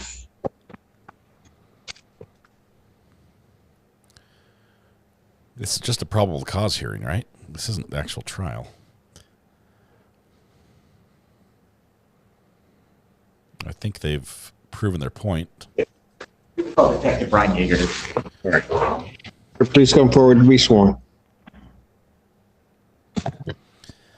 The witness that was on first, the lady was shot in the leg while she So was running back to her testimony apartment. about giving me the truth, the whole truth, and nothing but the truth, so help you God. And I believe someone in the apartment. Please spell your first and last name for the record. My name is Brian Yeager, Brian Yeager. Being quiet. Thank you, Your Honor. Sir, how are you currently employed? Detective with the County Sheriff's Office. And how long have you been a detective with the Sheriff's Office? Approximately 7 years. It's been that long. Are you were you the officer in charge on a homicide investigation where the victim was an individual by the name of Sean Cameron? Yes. Okay. Were you called out to the scene on May the 20th when that occurred? Yes. Approximately what time, if you recall? I want to say approximately 8:30 p.m. Okay. And you physically arrived on scene? Yes. Okay. Was that around 8:30 or was it sometime after that? Okay. And you've obviously heard the testimony. Are you aware, based on the scene, the location of where Mr. Cameron was in relation to this front door? Yes. And where was that? It was on the living room. His feet were, he was on his back and his feet were just a few feet from the front door. His head was towards the back bedroom area. Okay. So his feet you said were just a few feet from that front door area? Yes. Okay. And he was on his back? Yes. Okay. Excuse me one moment. Ma'am, who are you? You'll have to back up a row, please. Thank you. That's fine. And how are you able to determine the identity of the victim in this case? Through his Michigan driver's license photo. Okay. And you had also presumably received information by witnesses on the scene, like Miss Richardson, about his identity? Yes. Okay. As the officer in charge, did you receive an autopsy report from the University of Michigan regarding Mr. Cameron as it relates to cause and manner of death? 2.5 hours. Your Honor, may I approach the witness? 2.5 hours. I'm handing you what I've marked as People's proposed Exhibit 1, although I believe there'd be an admission by stipulation. Is that the autopsy report you received in this case? Yes. Yes, it is. Okay. And No objection to its admission, Your Honor. yeah, I did. Thank you. Yeah. I was just about to. So. Exhibit 1 is admitted. Thank you. And Detective Yeager, on that autopsy report, did the doctor, who I believe in this case was Dr. Jensen, make a determination as to the cause and manner of death as it relates to Mr. Cameron? Yes. And what was that? The manner of death is homicide. Cause of death is multiple gunshot wounds. Your Honor, may I publish the autopsy report to the court? Yes. What's the defense going to go with? Because it's going to be really difficult to argue self-defense in this one, even if the victim, I have no further questions, Your Honor. the Thank you. decedent, started this, chasing him up to the house and shooting out the house, going in the house and shooting him. That's Nothing, that's Your Honor. not self-defense. All right, you may step down. Thank you, sir. The people have no further witnesses. Any witnesses? Francis, I thought it was at 1:30 Eastern. At this time, people would move to bind the defendant over as charged on the complaint. Based on the testimony the court has heard here today, the people have met our burden to public testimony. Your Honor, the only count I would object to is count 2, the assault and intent to murder, as it relates to Ms. Richardson. I believe that's count 2. She did testify that she had no issue with my client, that she was struck one time in the leg when my client was firing, obviously toward another person, allegedly. And I don't believe there was a showing that he intended to even harm her. It was most likely, obviously, But wouldn't that intent be transferred if he's intending to kill another person? I'm just arguing, basically. No, I'm just asking the question. I mean, it could possibly be that, Judge, but I'm just basically indicating that obviously there was no, I believe intent is assigned individually, and I would argue that the Ms. Richardson, that there was no intent to kill her allegedly by my client. Other than that, Your Honor, I do believe there's a question of fact on the other counts. The argument people make would be that it is in fact transferred intent. Obviously, based on the volume of shooting, the fact that I see a young Michael J. Fox in this prosecutor. Continue to be shot at by the defendant shows the intent to fleeing, frankly, for her life, and was shot in by one of those bullets, presumably that was intended for Mr. Cameron's. The argument be that there is that transfer. All right. Thank you. Court to take a brief recess and I'll come back and give you my decision. All rise. Well, the court bails a little bit. We've got Judge Brandt down in his courtroom doing his thing. This is jury selection. Might. Wait. Depending on what else transpires. Okay. No, we're on the way to trial. Mr. Rivera has the absolute right not to testify in this case, and you're not to hold it against him. That's his decision, and it hasn't been made yet, but it is just something that everybody needs to know. I already missed the openings. Is there anybody else who would need to hear from him? I would say only if there is a point that he feels that still in voir dire. He You're asking questions. would make that would actually show forth his side. Okay, but if you heard a case that the state put on, you didn't hear anything from Mr. Rivera, would you still be able to judge the case? I would. Okay. Judy, I asked questions. I did not get answers yet.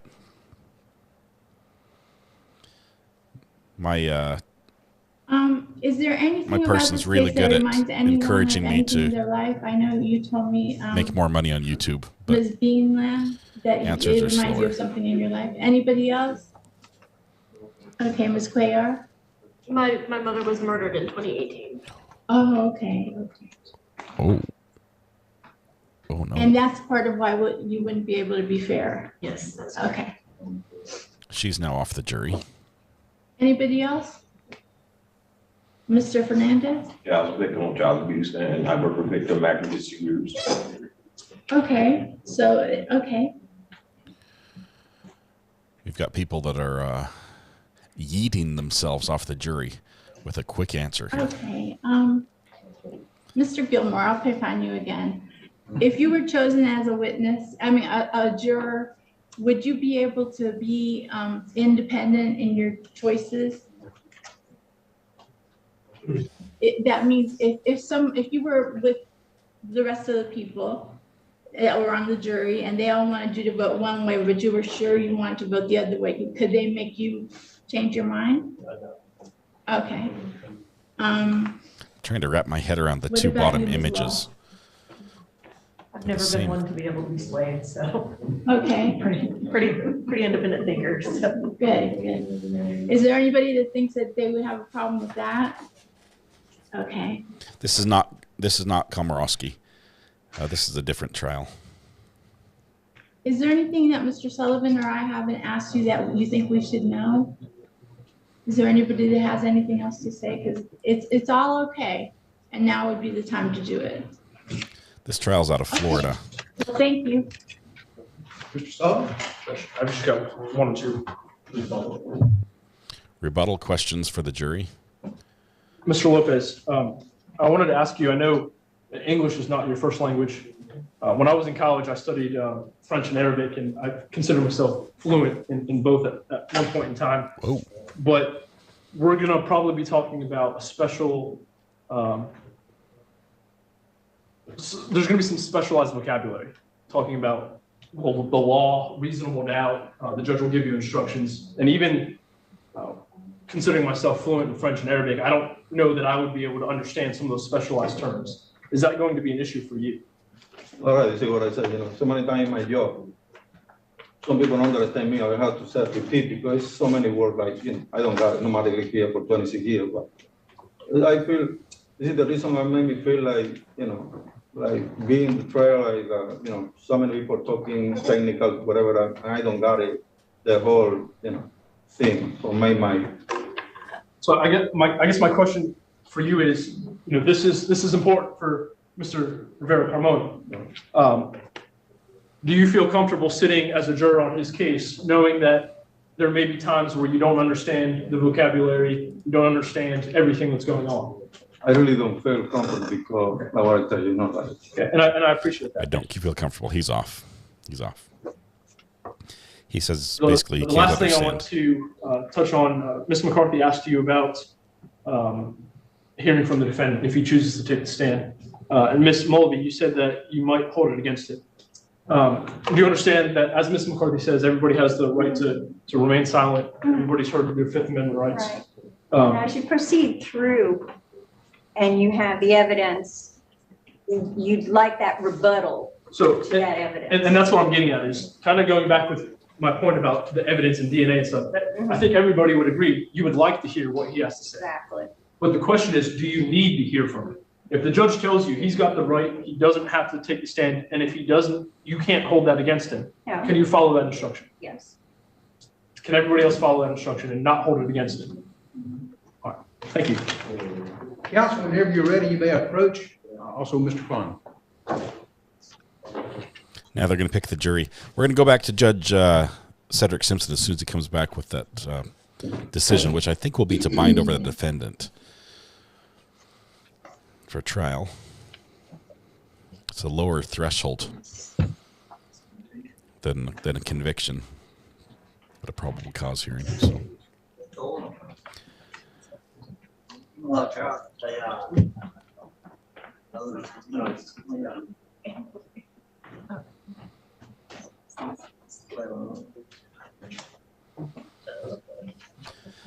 So my information is that Sarah Boone starts at 1:30 Eastern time. We have Chris from Trial TV Live, who's down connected to the media pedestal outside the courthouse, getting the live feed for us. We'll be bringing that through our Top Mark media channel, clean feed on Top Mark, and we'll be doing commentary and analysis over here on this side. So looking forward to that. The test went well this morning, so I think we have no problems. Okay,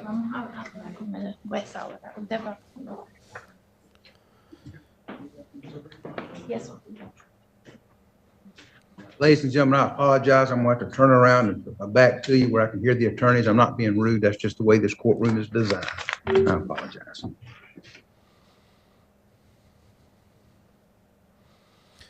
So now the judge confers with the attorneys. This may take a few minutes. This is the process of selecting the jury out of a pool. After all the questions have been asked and the answers have been given of the prospective jurors, generally they start at the lowest juror number, which are assigned when you arrive at the courthouse, and they ask for objections, and they go back and forth between the two sides. Each side has a limited number of objections they can make. First of all, they'll get rid of anyone who they think should be removed for cause, meaning there's a reason that the court can recognize and says, yes, that's valid, that this particular individual cannot serve as a juror. Maybe it's health related. Maybe it's I'm the only person keeping the heart and lung machine going at the hospital, and 6 people's lives depend on me. You can't serve as a juror. Okay, we understand. It could be a number of reasons. It could be that they just said, I can't do that. I can't. Whenever I hear somebody charged with crime XYZ, I think they're guilty. They're guilty, and I just can't be fair there. And that would also exclude them from a jury. Whatever the reason, the for cause will be dismissed first, and then they'll try to seat the jurors. And as they seat the jurors, then they have preemptive strikes that they can make where each side can remove jurors for whatever reason they want, or for no reason at all. If they just don't like the way they're dressed, or just get a bad vibe thinking, I don't think that guy's going to side with us, or I don't think he's going to pay attention or listen or give us a fair trial, they can remove a set number. Generally, as long as there aren't too many removed during the for cause stage, even if both sides exercised all their strikes, there should be enough to still seat a jury. And that's the remaining, starting with the lowest number, usually is who's going to be left over on the jury. And that will make up the jury. So you'll see a group of these guys guys and ladies get dismissed, and the remainder will move up next to the judge in the jury box, and case will begin. My mother was murdered. Yeah, whoa, ouch, that's heavy, first of all. Terrible. But Thomas, you're going to be really proud of me. I've already started the thumbnail, or not the thumbnail, but the rundown for the podcast this week. I've got 2 things on it. I know. You probably fell off your chair just now, but I did it. Oh, the trial's going to start tomorrow. Another jury will be chosen. So we'll have two back-to-back jury selections. Well, maybe we'll be able to watch the jury trial tomorrow. See, they're also picking the golf cart murder trial jury today. Lots of juries being picked right now, which means courts are going to be busy here very shortly. This is a little trial out of the panhandle of Florida. This is a court we like to just sort of hop in on and see what's happening. Usually we see a lot of drug cases in this particular court. We've seen a couple pro se cases, even some pro ses that win. But Judge Brandt runs a no-nonsense courtroom, and it's pretty good. Gasping for air. I think you'll particularly like the first story I put on. Well, not this. I put notes about the story, but don't share anything about that story with anyone. It's a secret. The secret one, do not share. But then the link to the news story, I think you'll like that one. I'm gonna have the commentary turned on the Top Market Media channel for those that want to watch Sarah Boone without my face on it or my commentary. I will not be offended if you want to watch over there, but that live stream is set to go at 1:30, and we'll have chat enabled over there. We're covering the Melody Ferris sentencing. That's going to be on Thursday. So that's the third sentencing we're covering this week, and then we're also picking up that new trial as soon as the jury's selected. Probably after, well, I don't think they're going to start trial today in that one. Not sure. Quit mentioning the story, says Andriel. Andriel, we are, I'm going to keep it a secret. And Weather Watch will help me keep the secret. Pro ses never win. The state loses. Saying they win gives random pro ses hope they shouldn't have, says Colbristic. We had one that won. And I say that because in this courtroom, he was pulled over and he had like pockets full of drugs. And he walked out a free man. I think that was winning. If that's like winning the lottery, the odds are pretty low.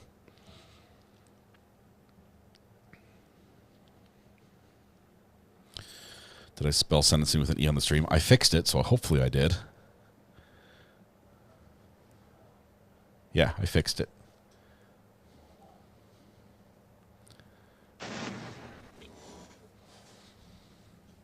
Looks like they've selected a jury. Ladies and gentlemen, if your name is called, if you'll please leave your juror summons in the chair and go back and have a seat in the courtroom. Madam Clerk, whenever you're ready.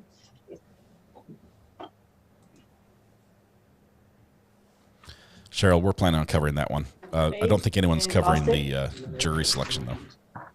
Number 6, Michael Hancock. Number 1, Stacy Kiesler. Number 29, Jamie Fernandez. These are the potential jurors who are not Thomas selected. Lopez. 22, Tressa Haskell. 13, Susan Mulvey. And the entire back row. Yep, they found a jury before they got to the back row, so the entire back row just thank you, but no thank you. Off you go. The remaining individuals, I think just 6 of them, I think in Florida.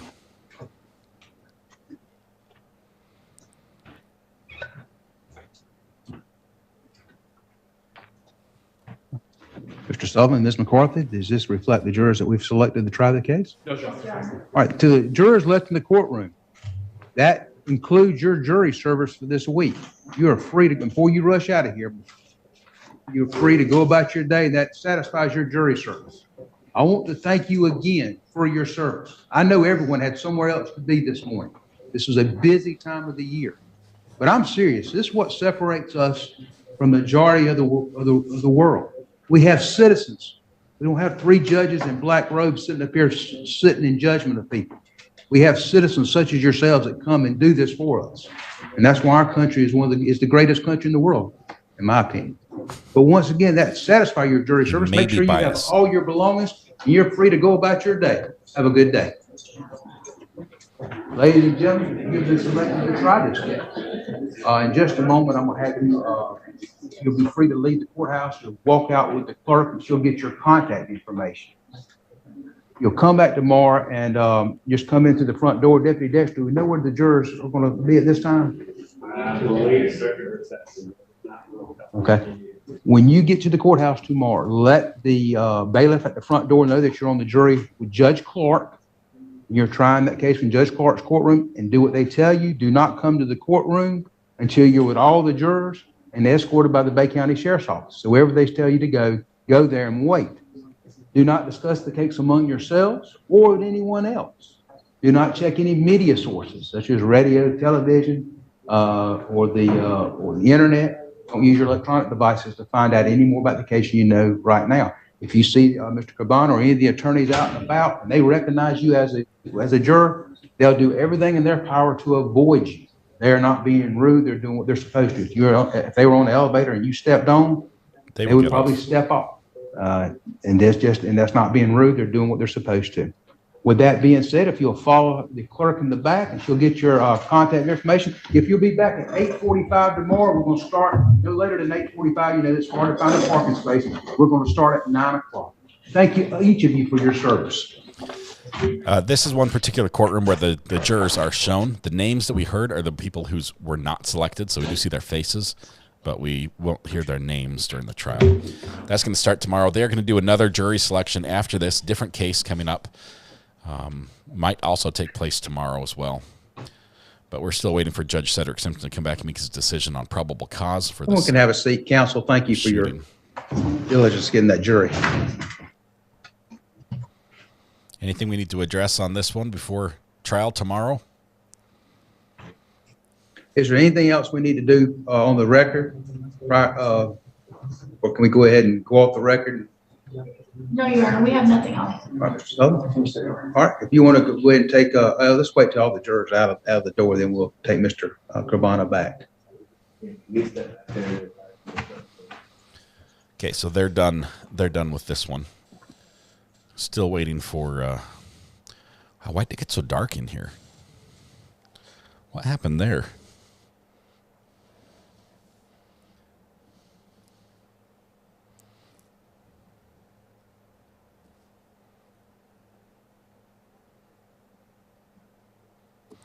Need to mess with the gain just a tiny bit. Turn the gain up a little, maybe the shutter to get the flicker right. If I turn the shutter up too high, it makes my lights flash funky. See that? One more, one back. No. Now they shimmer. That's fairly solid. 1/50th works great. And we have some light again. There we go. All right, what time is the Boone hearing? The Boone hearing is at 1:30. We have people down there. They've been down there since, 6:30 this morning outside the courthouse, plugged into the media pedestal. That would be Chris from Trial TV Live, running our live view for us, getting the feed straight from court to bring you the best and clearest audio we possibly can. But we will be portaling over from this live streaming to that one. It starts in about 2 hours. We've already made the portal available. So if you just stick with us and hang out and watch court as we court hop a little bit with some of the smaller cases until that one begins, you'll be good. After Dark is ready. Yeah, it's a tiny bit hot. It's a little grainy. Go down a little bit. Maybe get me some of those mysterious blacks back. Is that all right? I have decided this. I'm going to tell you something that you didn't ask about, but I'm going to tell you anyway because I want to. I've told you I have all sorts of problems with numbness and tingling in my arms because I pinched a nerve in my neck. Went and got the neck worked on, and oh my goodness, wow! Elbow pile driver in the back. It was fantastic. It felt terrible, but it did help. And then I spent a lot of time yesterday just resting my neck in a position that doesn't hurt. And like this morning, I woke up, there was no tingling, no numbness. It was great. It comes back. So the position I sit in here is a problem. So we are going ahead with the standing desk. I'm excited because it will let me put more stuff on my desk. I'm going to have computers closer. I'm going to have a 8-inch pocket underneath with lighting. So some of the computers that are down there that you've never seen will be up on here, and you'll get to see more equipment. And it will be an L-shaped desk. It's going to be great. It's going to be wonderful. So anyway, we'll get that figured out, and hopefully me standing all day will be better than me sitting. Will we see calves? Oh, probably on accident. But Trial TV Live is also streaming the trial today. Thank you very much to Aaron and Chris. Great partnership. They are amazing. There will be more buttons. Yes, and probably once everything's visible, we'll do the button, the long-awaited button quiz contest. Love the Christmas lights. Thank you, Jen. It took way too long to wrap these. I will say I got these at Lowe's. It's a well, let's do the front one.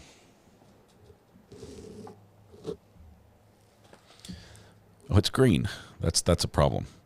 The package is green, so you won't be able to read it. But it's a 60 count LED lights. It's a little tiny strand, like a metal strand, with these little blobs of glue, and inside the blobs are LED lights. And so you can just wrap the metal wire anywhere you want, and then it comes with a little case, little 3 AAA battery case that powers them. And you turn it on, and it stays on for like 8 hours, then it turns off for like 12, I don't know, 14 hours. I forget. It's like on for 8 hours a day or something. So that's pretty cool. Fairy lights. I call them holiday living multicolor lights green wire. Well, that's what it calls on the box. But anyway, standing desk, I'm very excited about. That's going to be my big purchase for the month of December. But I need to, actually, it's on Black Friday or Cyber Monday sale, so I need to do that before I forget. Save the startup state. Those things eat batteries. I have them. I buy AA batteries in packs of 48 for my business because I go through 1, 2, 3, 4, 5, 6, 7, 8. I go through 16 batteries a day when I'm doing a live audio thing because I have 8 batteries per session. I do 8 batteries just for practicing, like just testing equipment, and I change them all out so I have brand new batteries for a live performance. And then I never keep partially used batteries. I always use brand new batteries. So if you ever are around a gig that I do audio for, and you need AA batteries that have about 75% life in them, I will give you all that you can handle at the end of the day. I don't do rechargeables. The rechargeable batteries for my wireless mics run about, it's $150 for the charger and $60 for the battery. And I don't do that many gigs. So it probably would add up down the road, but if I did more, I would buy them. My back feels better when I stand and move. When I have proper posture, it helps. This chair probably needs to be updated as well, but standing is going to be the fix in the near term. All right, still waiting for Judge Simpson, who has not come back yet. This probable cause hearing, it seemed like a no-brainer. Yes, the standing desk, it's an L-shaped desk that can hold 330 pounds of weight. It has a black carbon fiber finish, just like the one I have right here. And it has a shelf, so my TVs can go on, not the big TV. The big TV will still be there. I'll probably move my camera up, so it'll be looking down a little bit more, so you can still see everything. But it has little 3 motors that goes, and you can like set presets and everything. Where will Mrs. R.'s books go? I'll actually give her a bookcase back. Right now I'm using it to store a lot of the cool things that you guys have sent me. Like Mrs. R.A.'s duck. And my milk flask. Gavel goes over here. As does the yodeling pickle. So she's going to get all that bookshelf back, and I'll just have things set up here. So I've tried a cushion. I did try a cushion for a little while, but I think standing will be... What desk is this? Red pen, I know you're going to clip this. It goes... I don't know. I'm probably going to stand most of the day. I think I can do that.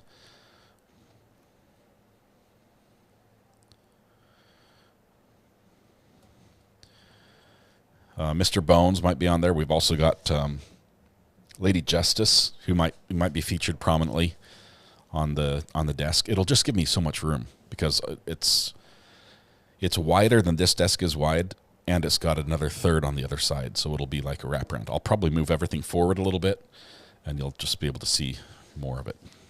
I'll be the little man standing in the corner. The main camera is still going to look like this. I'll take my green screen, move it higher on the wall, and you'll still get the main corner shot just like this. I'll be standing instead. Lynn, I had a standing desk when I worked for the Department of Defense, and I loved it. I really did. Of course, that's been a few years. Get a standing mat. I'm looking at those as well. A nice, thick, padded one. I know I've seen one that have like weird different textures and things to keep your feet exercised and at different angles. Usually I just trip on those.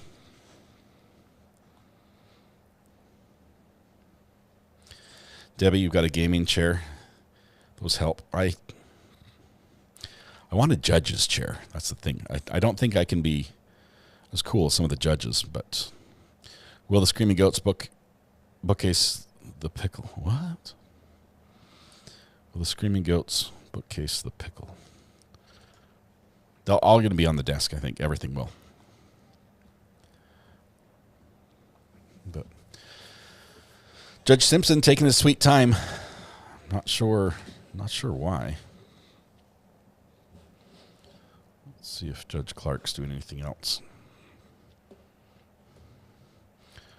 Judge Mercer's live.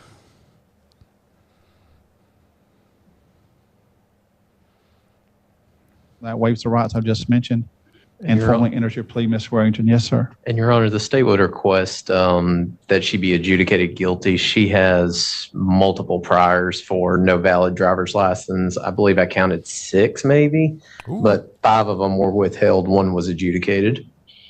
Okay, they're not on the driving record, but they wouldn't necessarily be on the driving record. Give me some dates on those, Mr. Mitchell. We've got the 01/10/23 out of Calhoun County. We've got March 28, 2011 in Calhoun County. We're still waiting. April 23rd, 2007 out of Calhoun County. That was the adjudication. January 4th, 2007, Calhoun County. That one was also adjudicated, and I believe. Ms. Warrington, if you enter this plea, you'll have this conviction on your record, but you've already got some convictions for the same thing. If you get caught driving while you're on probation with that kind of driving, with that kind of criminal history, I'm going to give you some jail time. Can't make it any clearer than that. Okay? So if that's the plea you want to enter, you need to sign that waiver of rights form and put your date of birth.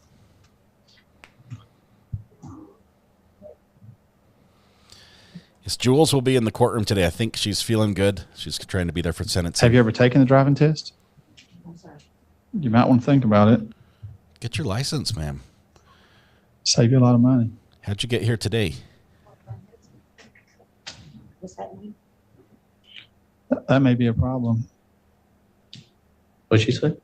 No valid driver's license. I have to give her a minimum jail sentence, don't I? Yeah, that's right. Yeah, we can't do this. This swearing in July 1st, your third no valid driver's license carries a mandatory 10 days in jail. Mandatory. I can't impose that sentence upon you. So what I'm going to do is I'm going to let you talk to a lawyer. So I'm not going to accept that sentence because that was not what you were told. But under Florida law, effective July 1st, I've got to give you at least 10 days in jail. I don't have a choice. You're going to talk to a lawyer, okay? I just got to make sure you qualify. Are you employed? I just need to be there for my mom. Okay, you're not going to go to jail today. You're going to talk to a lawyer today, okay? You don't have a job. You only need property. Do you have any savings? All right, so I'm going to appoint the public defender's officer to represent you. Have a seat in the jury box, and Mr. McDaniel's going to talk to you shortly, okay? Okay. So the offer would be the probation with the 10 days in jail, Mr. Mitchell? Yeah. Or just a straight 10 days in jail with no probation? 10 days, straight 10 days would be fine. So, Mr. Goodson, you just have a seat right there in the jury box. I forgot about that right there. Yeah, I did too.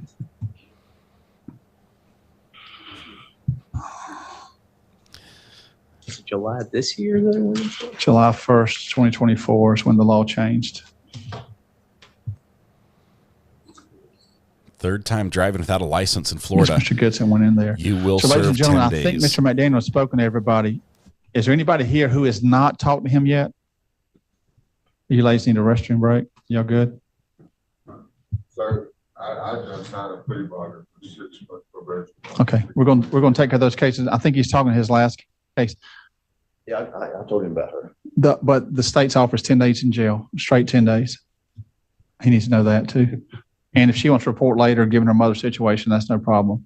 All right, so Mr. McDaniel is talking to one person in the jury room, and he's got this young lady to speak to, and then he'll be through, and then we'll get started as soon as he gets through speaking to those two individuals. So I'm thinking 5 to 10 minutes. As soon as he tells me he's ready, I'll take the bench again. We're going to be in recess until he's through speaking with those couple of people. Court's in recess. All right. As they get finished, we're still waiting for Judge Simpson to come back with a ruling on that shooting, the probable cause. I'm curious why it's taking so long. Maybe the judge knows there's something missing in this story, but I think the state has met the burden to say, probable cause exists for that homicide trial. Jamie Popejoy, hello from Utah. Happy December. Burr, burr. Yes, it's cold here too. We got frost over the weekend. I know that's terrible. It's winter in North Carolina because that's when the dandelions bloom. And it looks like they're starting to lean that direction.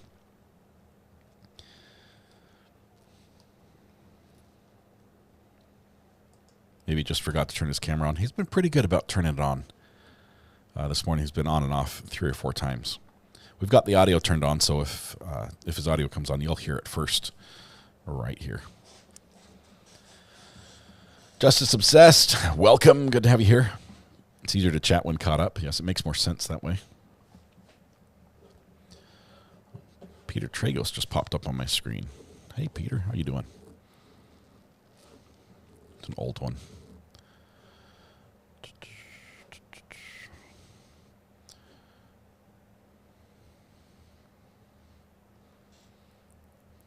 Still waiting. The YSL trial is still in a verdict watch. Might be a while.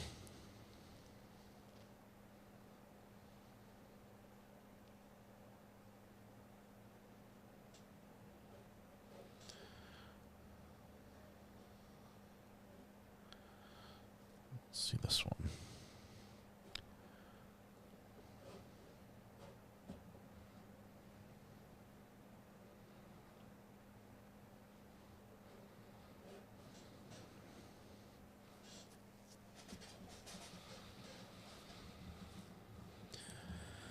We're excited for the sentencing for Sarah Boone at 1:30 today. We're going to pick that up at 1 o'clock after our lunch break. So we've got probably about 15 more minutes. Hopefully the judge can come back with the finding of probable cause, which I think is the anticipated outcome, let's put it that way, for this homicide case. that he heard this morning. Then we could take a lunch break, come back with Sarah Boone.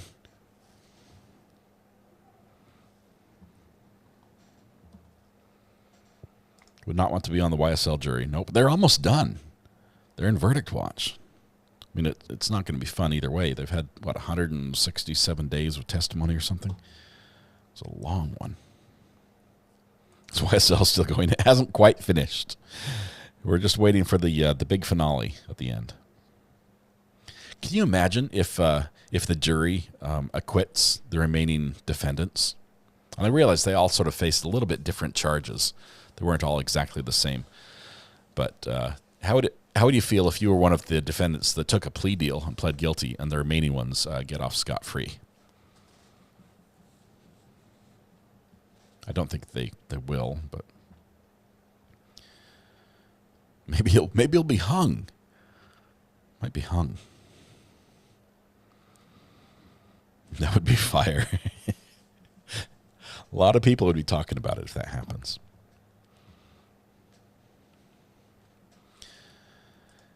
Kent, welcome. Welcome. Good to have you here with your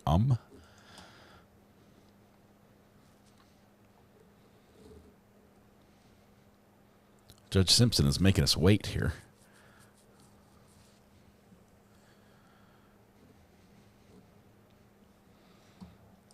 I would acquit them no matter what, says Nikki.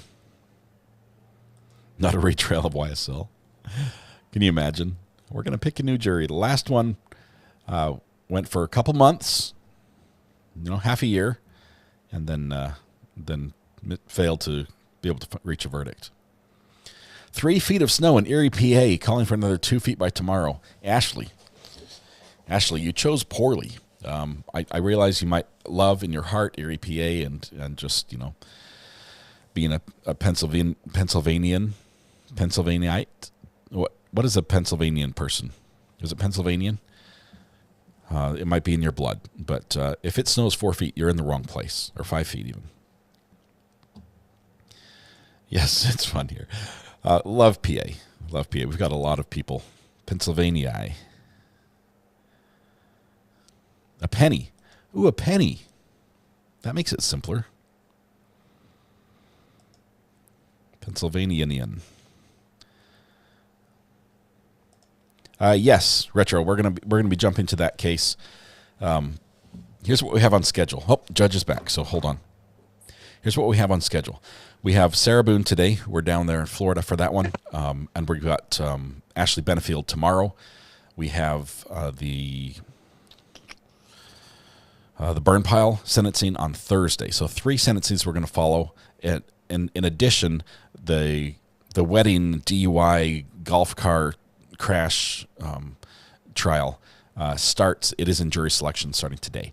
So once they see the jury, we're going to be picking up that one as well. We might, with the other lives we have coming out of different court cases, we might be a little delayed for a day. Virginia District Court for County of Washington, State of Michigan is now back in session.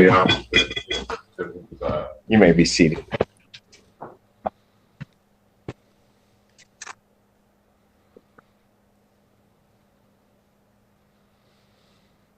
Defendant's not here. Bring him out. Oh, they're bringing him right now. That's what we're waiting for. There he is. Record in case of People versus Pickett.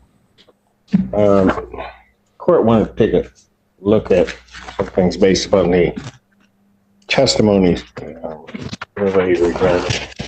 of Ms. Richardson regarding count 2. Court does believe that the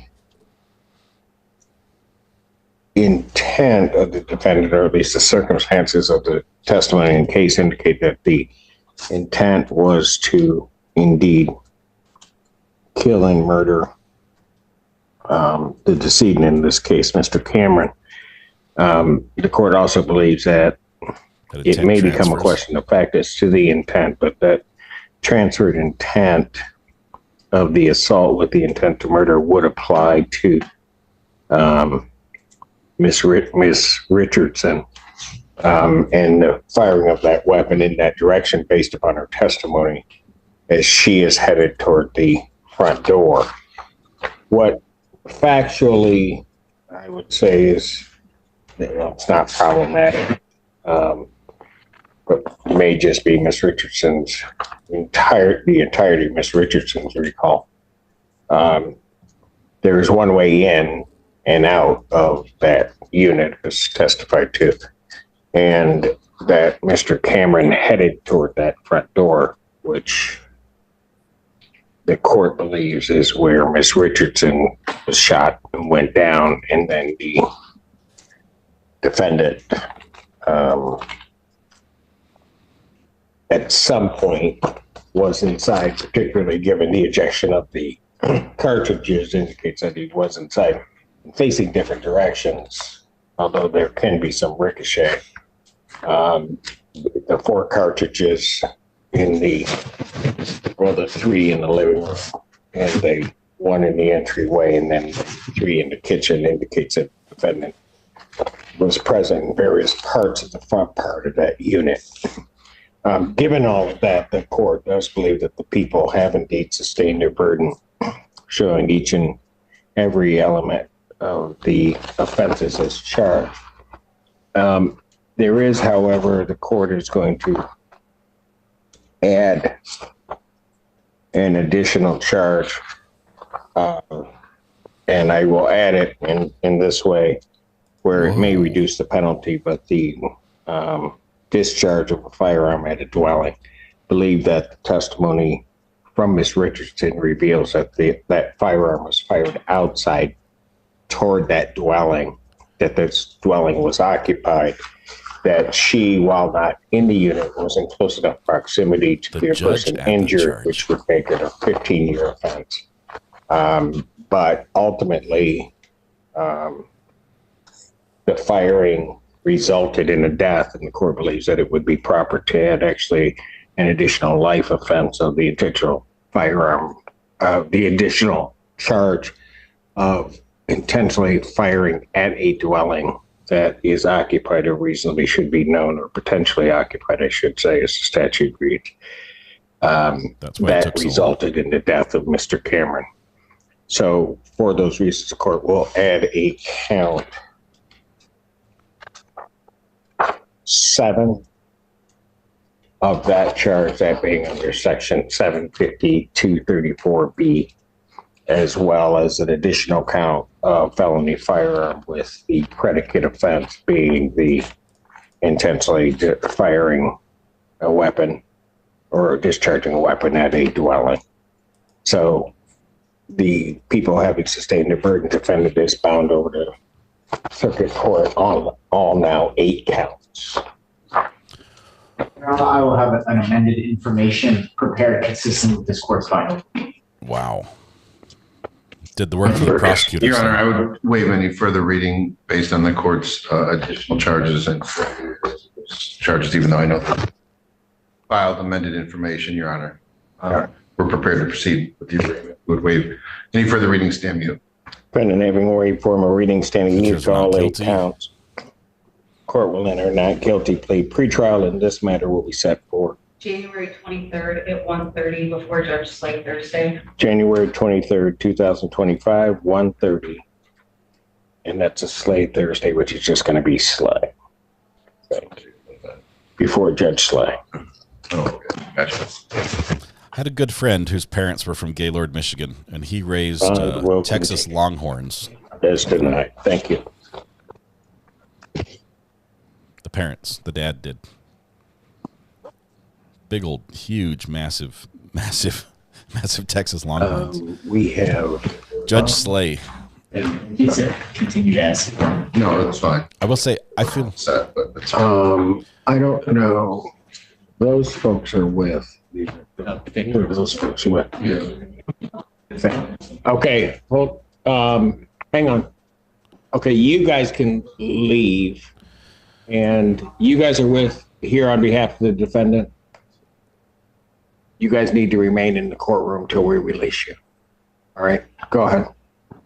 Judge trying to keep the peace in the hallway here. Judge Slay, I feel better about the judge adding an additional charge, knowing that he's not going to be the judge trying the case. If the judge adds an additional charge at the probable cause hearing, and he's also the judge on the case, I would not feel as good about that. But I'm good with it with Judge Slay being Boone stands in recess. All right, there we go. Judges in recess again.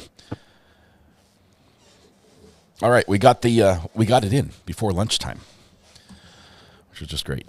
Okay, let's stop that. And next case happening in the hallway. Seriously, yeah.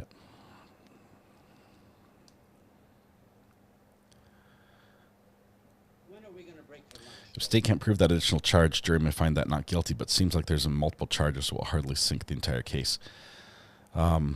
It sounds like they might be able to prove it with the broken window and the testimony of the defendant of him standing outside the house, firing into the house through the door. I think that's enough to get the conviction on that additional charge the judge added of firing a weapon at a domicile, at a home, a residence.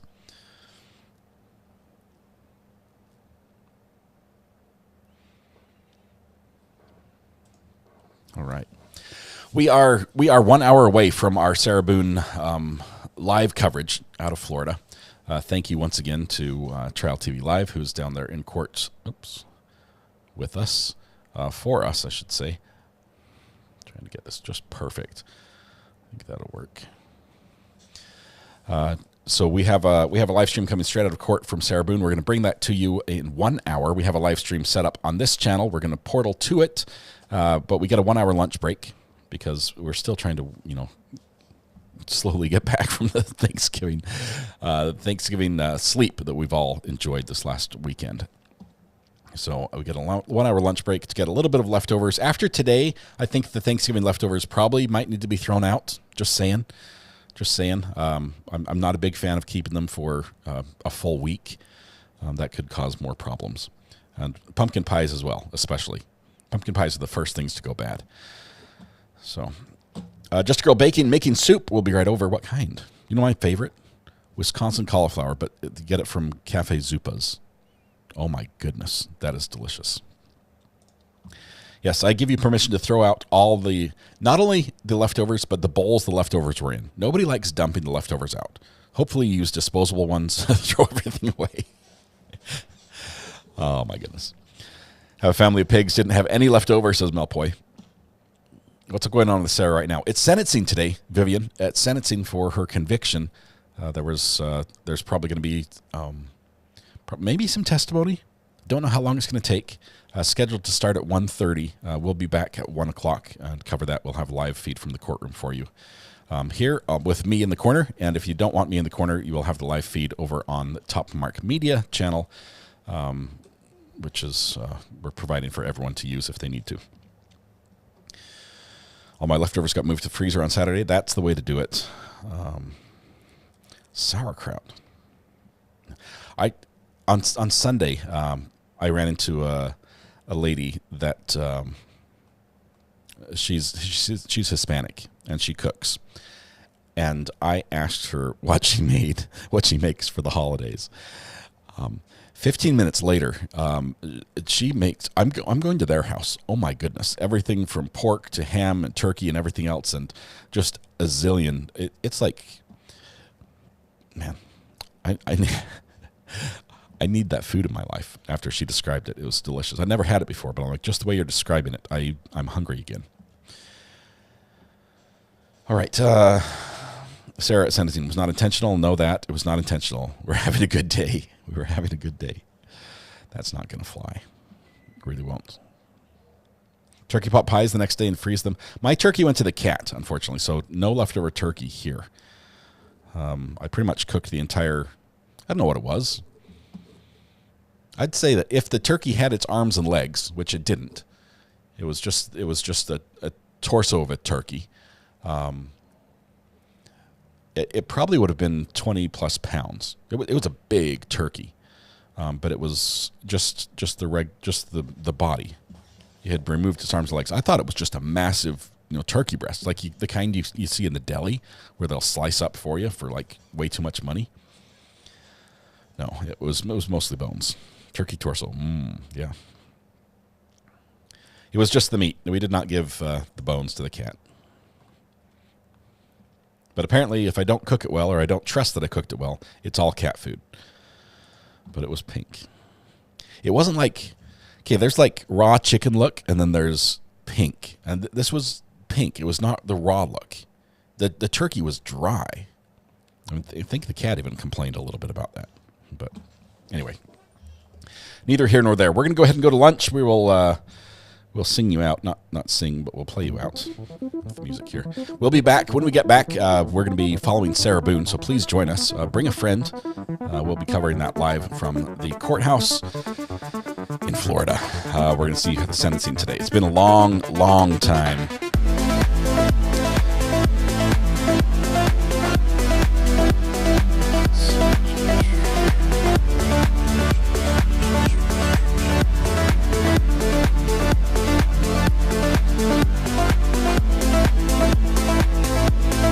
Arms and legs. It's not a turkey.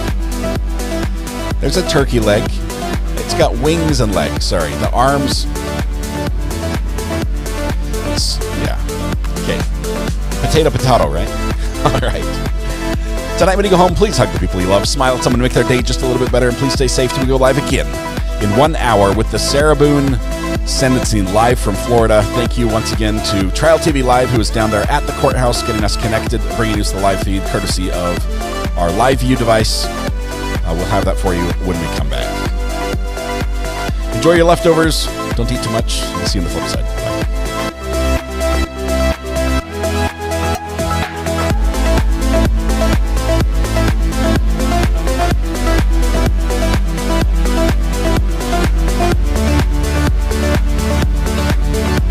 A portal is incoming, so just buckle up. We're gonna portal you over.